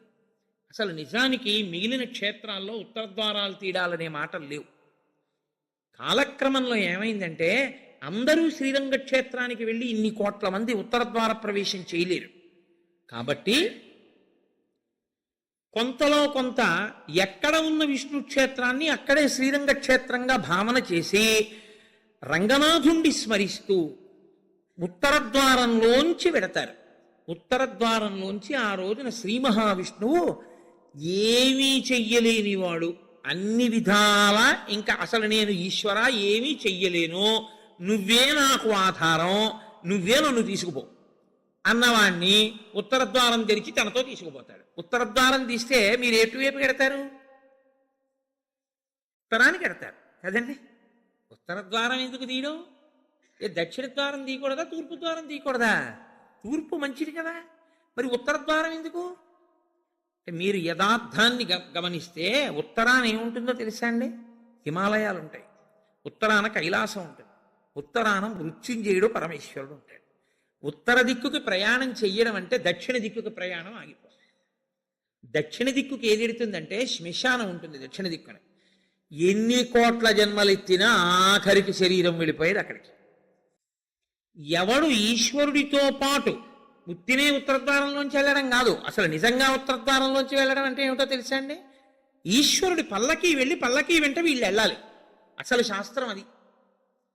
ఈశ్వరుడికి ఆ రోజున అర్చన చేసి పల్లకి పట్టుకుని పల్లకీని తీసుకెడతారు ఉత్తరద్వారంలోంచి, ఆయనతో వెళ్ళాలి. నువ్వు తినే ఉత్తరద్వారంలోంచి వెళితే నీకేం వస్తుంది? ఆయన వెళ్ళిన ఉత్తరద్వారంలోంచి వెళ్ళాననుకోవాలి. అథవా అసలు నిజంగా వెళ్ళవలసింది ఏమిటంటే ఈశ్వరుడితో వెళ్ళాలి. కనీసంలో కనీసం నీ బాధ్యత ఏమిటి? ఉత్తరద్వారంలోంచి నువ్వు వెళ్ళాలనుకుంటే ఈశ్వరుడితో వెళ్ళేటప్పుడు ఎలా వెళ్ళాలో నువ్వు అలా వెళ్ళాలి. ఈశ్వరుడితో వెళ్ళేటప్పుడు వెళ్ళేవాడు ఎలా వెళ్ళాలి? వైదికంగా వెళ్ళాలి. పైన చొక్కా బనీను ఏమీ లేకుండా ఉత్తరీయాన్ని మాత్రమే కప్పుకొని పంచ గోచి పోసి కట్టుకోకుండా వెళ్ళకూడదు. గోచి పోసి కుర్చీళ్లు పెట్టుకుని వెనక్కి దోపుకోకుండా వెడితే మహాపాపం. వేదం పటలపన్నం చెప్తోంది. కాబట్టి కుర్చీళ్లు పెట్టి గోచి పోసి వెనక దోపి అన్నీ విప్పి ఉత్తరీయం వేసుకుని ఎవరి సంప్రదాయానుసారం వారు తిలకధారణ చెయ్యాలి. నీకు ద్వాదశనామములైతే ద్వాదశనామములు, నాకు విభూతి ధారణ ఎలా చెప్తే అలా నేను విభూతి ధారణ నేను చేసి శ్రీరంగనాథుడితో కలిసి ఆయన పల్లకీతో నేను ఉత్తర ద్వారంలోంచి మౌనంగా కానీ భగవన్నామని చెప్తూ కానీ ఆయన వెంట వెడితే నా ప్రాణోత్క్రమణం అయినప్పుడు కూడా ఆయన నన్ను అలాగే తీసుకెడతాడు. ఉదారుడై నన్ను నమ్మి, శాస్త్రం నమ్మి నాతో ఓ రోజు వచ్చాడు కాబట్టి ఇప్పుడు అలాగే తీసుకెడతానని ఉత్తర ద్వారంలోంచి తీసుకెడతాడు. ఇది ఇక ఏమీ చెయ్యలేను, నాకేమీ చేత కాదన్నవాడైనా కనీసం చెయ్యాలి. ఏమీ చేత కాని వాడన్నా చెయ్యాలి. ఈశ్వరాన్ని నాకు ఏం చేతనైనది నేను అన్నీ చేసేస్తానని ఇది మాత్రం మానేస్తాను అన్నవాడన్నా చెయ్యాలి. అందుకే శివాలయంలో ఎందుకు ఉండదో తెలుసా అండి? ఉత్తరద్వారంలోంచి వెళ్ళేది అక్కడికే కాబట్టి ఇంకా మళ్ళీ శివాలయంలో ఉత్తరద్వారం ఎందుకు? అంత శివకేశవ అభేదంగా ఉంటుంది ముక్కోటి ఏకాదశి యథార్థమునకు. కాబట్టి ముక్కోటి ఏకాదశి తిథి, ఏకాదశి తిథి అంత గొప్పవై ఉంటాయి. అందుకని ఉత్తరద్వార ప్రవేశం చేస్తారు. అటువంటి ముక్కోటేకాదశి తిథి నాడు మీరు భగవత్ సంబంధంగా ఏది చేసినా కూడా దేశకాలాదులను అనుసరించి కోట్ల రెట్లలో ఈశ్వరుడు దాని ఫలితాన్ని ఏర్పాటు చేసేస్తాడు. మీరు రామచంద్రమూర్తిని నించోపెట్టి పంచామృతాలతో అభిషేకం చేశారనుకోండి, 3 కోట్ల పర్యాయములు అభిషేకం చేసిన తరువాత ఆ మూర్తి ఎంత తేజస్సుతో నిలబడుతుందో అంత తేజస్సుతో నిలబడిపోతాడు. ఇప్పుడు ఆ వంశానికి, ఆ దేవాలయానికి ఎంత శక్తి వచ్చేసిందో మీరు ఆలోచించండి. మీరు ఒక తులసిదళం పట్టుకొచ్చి శ్రీ మహావిష్ణువుకి ఇచ్చారనుకోండి, మీరు 3 కోట్ల తులసిదళాలు పట్టుకొస్తే ఏ ఫలితమో ఆ ఫలితం ఇస్తారు. 3 కోట్ల ఏకాదశుల్లో 3 కోట్ల తులసిదళాలు పట్టుకొచ్చి ఇచ్చిన ఫలితం. మీరు రేపొక్కసారి శ్రీరామ రామ రామేతి రమే రామే మనోరమే అన్నారనుకోండి, 3 కోట్ల పర్యాయములు విష్ణు సహస్రాన్ని పారాయణ చేసిన ఫలితం వేస్తారు. రేపు అన్ని 3 కోట్ల మీద వేస్తారు. రేపు మీరేమీ చేయలేదనుకోండి, 3 కోట్ల పాపాలు చేసిన ఫలితం వేస్తారు. మరి అంతే కదండి. 100 మంది పరీక్ష కడితే 30 మంది పాస్ అయ్యారని నేనంటే 70 మంది ఏమైనట్టు? ఫెయిల్ అయినట్టేగా. మరి ఏమీ చెయ్యని వాడు ఏమైనట్టు? పాపాన్ని పొందినట్టు కదా 3 కోట్ల పాపాలని. కాబట్టి ఉత్తరద్వార దర్శనము చెయ్యాలి, ఉపవాసము చెయ్యాలి. ఇందులో ఎవరెవరు ఏ మినహాయింపులో కెడతారో ఆ మినహాయింపును అనుభవించినా తాను చెయ్యగలిగింది చెయ్యాలి. నేను ఏమీ చెయ్యలేని వాడిని అనడానికి మాత్రం నీకేమీ లేదు. నువ్వు అసలు కదలలేని వాడి అయితే ఇంట్లో కూర్చుని గోవిందనామైనా చెప్పాలి. కాబట్టి రేపొక్క రోజు ఉదయం నుంచి కనీసం రాత్రి నిద్రపోయే వరకు జాగరణ చేయకపోయినా, నిద్రపోయే వరకు భగవన్నామమునందు మాత్రమే నిబద్ధుడయ్యుంటే అంతకన్నా భాగ్యమే ఉంటుంది. హరిప్రసాద్ గారి ద్వారా ఏ రామాయణాన్ని ఇక్కడ చెప్పించాడో రామచంద్రమూర్తి, ఆ రామచంద్రమూర్తే ఇక్కడ ఒక గొప్ప కార్యాన్ని రేపు చేయిస్తున్నాడు. రేపు శ్రీరామాయణం జరిగిన 42 రోజులు ఏ మూర్తులు, ఏ స్వామి, నేను మూర్తులు అనడం కూడా నాకు ఇష్టం ఉండదు, ఏ స్వామి ఆ వేదిక మీద కూర్చుని చెప్పించారో ఆ స్వామి రేపు ఇక్కడి నుంచి బయలుదేరి, నాకు ఆ అడ్రస్ కరెక్ట్గా తెలియదు, హరిప్రసాద్ గారు చెప్తారు, అక్కడికి విరాజమానుడు అవుతాడు. రేపు స్వామితో పాటు నడవడం అదృష్టం కదండి. ఉత్తరద్వార దర్శనం చేసుకుని రేపు స్వామితో పాటు రామనామం చెప్తూ మనం అందరం ఆ ప్రదేశానికి చేరుకోగలిగితే అక్కడ స్వామికి పంచామృతాభిషేకాలు చేసి స్వామిని పెడతారు. అక్కడ భజనలు ఉంటాయి, విష్ణు సహస్రనామ స్తోత్ర పారాయణ ఉంటాయి. కాకినాడ నుంచి త్యాగరాజస్వామి కీర్తనలే తన ఊపిరిగా బతికేటటువంటి మా అక్కగారు పెద్దాడు సూర్యకుమారి గారు వచ్చారు. ఆవిడ రామచంద్రమూర్తి యొక్క కీర్తనల మీద కచేరీ చేస్తారు. ఆ రామనామ సంకీర్తన ఉంటుంది. హాయిగా మీరు అంతగా మన శరీరాలు అలవాటు పడిపోయాయి కాబట్టి పడిపోతుందేమో అనుకుంటే, నేను అనుకుంటున్నాను ఆయన పెట్టడానికి సిద్ధాస్తుడు కాబట్టి ప్రసాదం కూడా కొంచెం సాత్వికంగా ఉంటుంది అని, కాబట్టి కొద్దిగా సాత్విక ప్రసాదం ఉంటుంది. కాబట్టి ఆ సాత్విక ప్రసాదం పుచ్చుకుని సాయంకాలం వరకు కూర్చోవచ్చు. చక్కగా రామనామం చెప్తూ 1 గంట రామనామం రాస్తూ, అంతకన్నా భాగ్యమే ఉందండి. ముక్కోటే కాల్చినాడు, రేపు పుస్తకాలు ఇప్పించండి అయ్యా మాకు. 1 గంట రామనామం రాసుకుని, రామనామం చెప్పుకొని, విష్ణు సహస్రం పారాయణ చేసుకుని, తులసి అర్చన చేసుకుని, పంచామృతాభిషేకం చూసుకుని, కీర్తనలు చూసుకుని నేను కాకినాడ వెళ్ళిపోతాను, మీరింటికి వెళ్ళిపోతాను. ముక్కోటి ఏకాదశి ఏ రామచంద్రమూర్తి దగ్గర కూర్చొని మనం రామాయణం విన్నామో ఆ రామచంద్రమూర్తే గుంటూరులో ఉన్న వాళ్ళందరికీ ముక్కోటి ఏకాదశి నాడు కూడా అద్భుత ఫలితాన్ని ఇప్పిస్తానని సంకల్పం చేశాడు. అందుకని రేపు తాను కదిలి మనని కూడా ఆయన వెంట రమ్మంటున్నాడు. అది కదా అసలు ఉత్తరద్వారం. కాబట్టి రేపు ఆయనతో కలిసి బయలుదేరుదాం. మిగిలిన కార్యాన్నంతటినీ హరిప్రసాద్ గారు మీకు వివరణ చేస్తారు. ఇంకొక విషయం, మృగశిరా నక్షత్ర సంజాతులైనటువంటి జగద్గురువులు, మహాపురుషులు, ప్రాతస్మరణీయులు ఎవరి పేరు స్మరించినంత మాత్రం చేత అజ్ఞానాం జాహ్నవీ తీర్థం, సర్వేషాం సుఖదం తీర్థం, భారతీ తీర్థమాశ్రయి. ఆయన మహానుభావుడు. సర్వేషాం సుఖదం, ప్రతి వారికి సుఖమునివ్వగలిగినటువంటి వారు. అజ్ఞానులైనటువంటి వారికి గంగాతీర్థము వంటి వారు. అటువంటి భారతీ తీర్థస్వామి వారు శృంగగిరి పీఠానికి పీఠాధిపత్యంలో ఉన్నారు ఇప్పుడు. వారి నక్షత్రం ఉన్న రోజుల్లో అన్ని చోట్ల కూడా గురుపాదుకా పూజ జరుగుతోంది. గురుపాదుక, మీరు ఎప్పుడు ఒక విషయాన్ని జ్ఞాపకం పెట్టుకోవాలి. గురుపాదుకకి ఎందుకు పూజ? చెప్పులకి పూజ లేదుగా లోకంలో. ఒక రామచంద్రమూర్తి పాదుకలకి చేశారు. నన్ను గౌరవించవచ్చు, నా చెప్పుల్ని ఎవరు గౌరవిస్తారు? కోటేశ్వరారు, మీరు కట్టి విప్పిన పంచి ఇవ్వండి అని అడిగిన వాళ్ళు ఉన్నారు నన్ను. మీరు వేసుకు విప్పిన చెప్పులు ఇవ్వండి అని నన్ను ఎవరు అడగకూడదు కూడా. నేను అంత గొప్పవాడిని ఏం కాను. కానీ గురుపాదుకలను ఇస్తారు. ఎందుకో తెలుసా అండి? గురువుగారు నిలబడిన కారణం చేత గురువుగారి యొక్క శక్తి అంతా పాదములలోని నాడీ మండలంలో ఉంటుంది. కొయ్య ఉపాసనా బలాన్ని పుచ్చుకుని ఇబ్బంది లేకుండా సాధకుడిని కాపాడుతుంది. అందుకే కొయ్యపీట మీద కూర్చుంటారు. కొయ్య పాదుకలు వేసుకుని జగద్గురువులు తిరుగుతారు. వారి పాదములలో ఏ అనుగ్రహ శక్తిని పొంది ఉంటాయో ఆ అనుగ్రహ శక్తి ఆ కొయ్య పాదుకలలోకి కూడా దిగుతుంది. పాదుకలకి పూజ ఒకటి, పాదములకు పూజ ఒకటి కాదు. పాదుకా పూజయే పాద పూజ. పాద పూజ కన్నా పాదుకా పూజ గొప్పది. ఎందుకో తెలుసా అండి? పాదాలకి పూజ చేయడంలో కనీసం నీ అహంకారం అడ్డు రాకుండా ఉంటుంది. ఆయన మహాత్ముడు రావు, ఒకసారి నమస్కారం పెడదా ఉంటాం. ఆయన వేసుకు విప్పిన పాదుకలు రా అని నమస్కారం పెట్టాలంటే నువ్వు బాగా అహంకార పరిత్యాగం చేసి ఉండాలి. అప్పుడు నీ యందు గురుకటాక్షం బాగా ప్రసరిస్తుంది. ఎవరికి గురుకటాక్షం ప్రసరిస్తుందో వారికి పరబ్రహ్మమే అనుగ్రహిస్తుంది. కాబట్టి అటువంటి గురుపాదుకా పూజలు అనేక చోట్ల ప్రారంభమయ్యాయి. 3-4 ప్రదేశాల్లో జరిగాయిట. మీ అదృష్ట విశేషం ఏమిటంటే ఇక్కడ గుంటూరుకి కల్పవృక్షంలో దొరికారు హరిప్రసాద్ గారు. శృంగగిరి పీఠాధిపతులకి వారి ఎందున్న వాత్సల్యం చేత ఈ మృగశిరా నక్షత్రంలో ఈసారి వచ్చేటటువంటి విరోధీనామ సంవత్సర పుష్య శుక్ల చతుర్దశి అంటే పగటిపూట ఉపవాసం చేయవలసిన తిథి.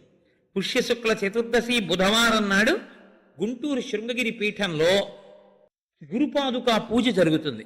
కాబట్టి ఆ వేళలో వారు చెప్తారు, మీ అందరూ చక్కగా గురుపాదుకా పూజలో కూడా పాల్గొని తత్సంబంధమైనటువంటి ప్రసాదమును పొంది గురువుగారి యొక్క అనుగ్రహమును సంపూర్ణముగా పొందెదరుగాక అని మీకు నేను ఈ విషయాన్ని కూడా విజ్ఞాపన చేస్తూ ఇతర వివరములను మాన్య శ్రీ హరిప్రసాద్ గారు వివరిస్తారు. ఇక్కడతో నా ఉపన్యాసాన్ని పూర్తి చేస్తూ మంగళాశాసనపరై మదాచార్య పురోగమై సర్వైశ్చ పూర్వైరాచార్యై తత్కృతాయాస్తు మంగళం. మంగళం కోసలేంద్రాయ మహనీయ గుణాత్మనే చక్రవర్తి తనూజాయ సర్వభౌమాయ మంగళం. ఉమాకాంతాయ కాంతాయ కామితార్థప్రదాయినే శ్రీగిరీశాయ దేవాయ మలినాథాయ మంగళం. కరచరణకృతం వా కర్మవాక్కాయజం వా శ్రవణనైనజం వా మానసం వాపరాధం విహితం వా సర్వమేత్తక్షమస్వా శివ శివ కరుణాబ్ధే శ్రీ మహాదేవ శంభో. సర్వం శ్రీ ఉమామహేశ్వర పరబ్రహ్మార్పణమస్తు. స్వస్తి.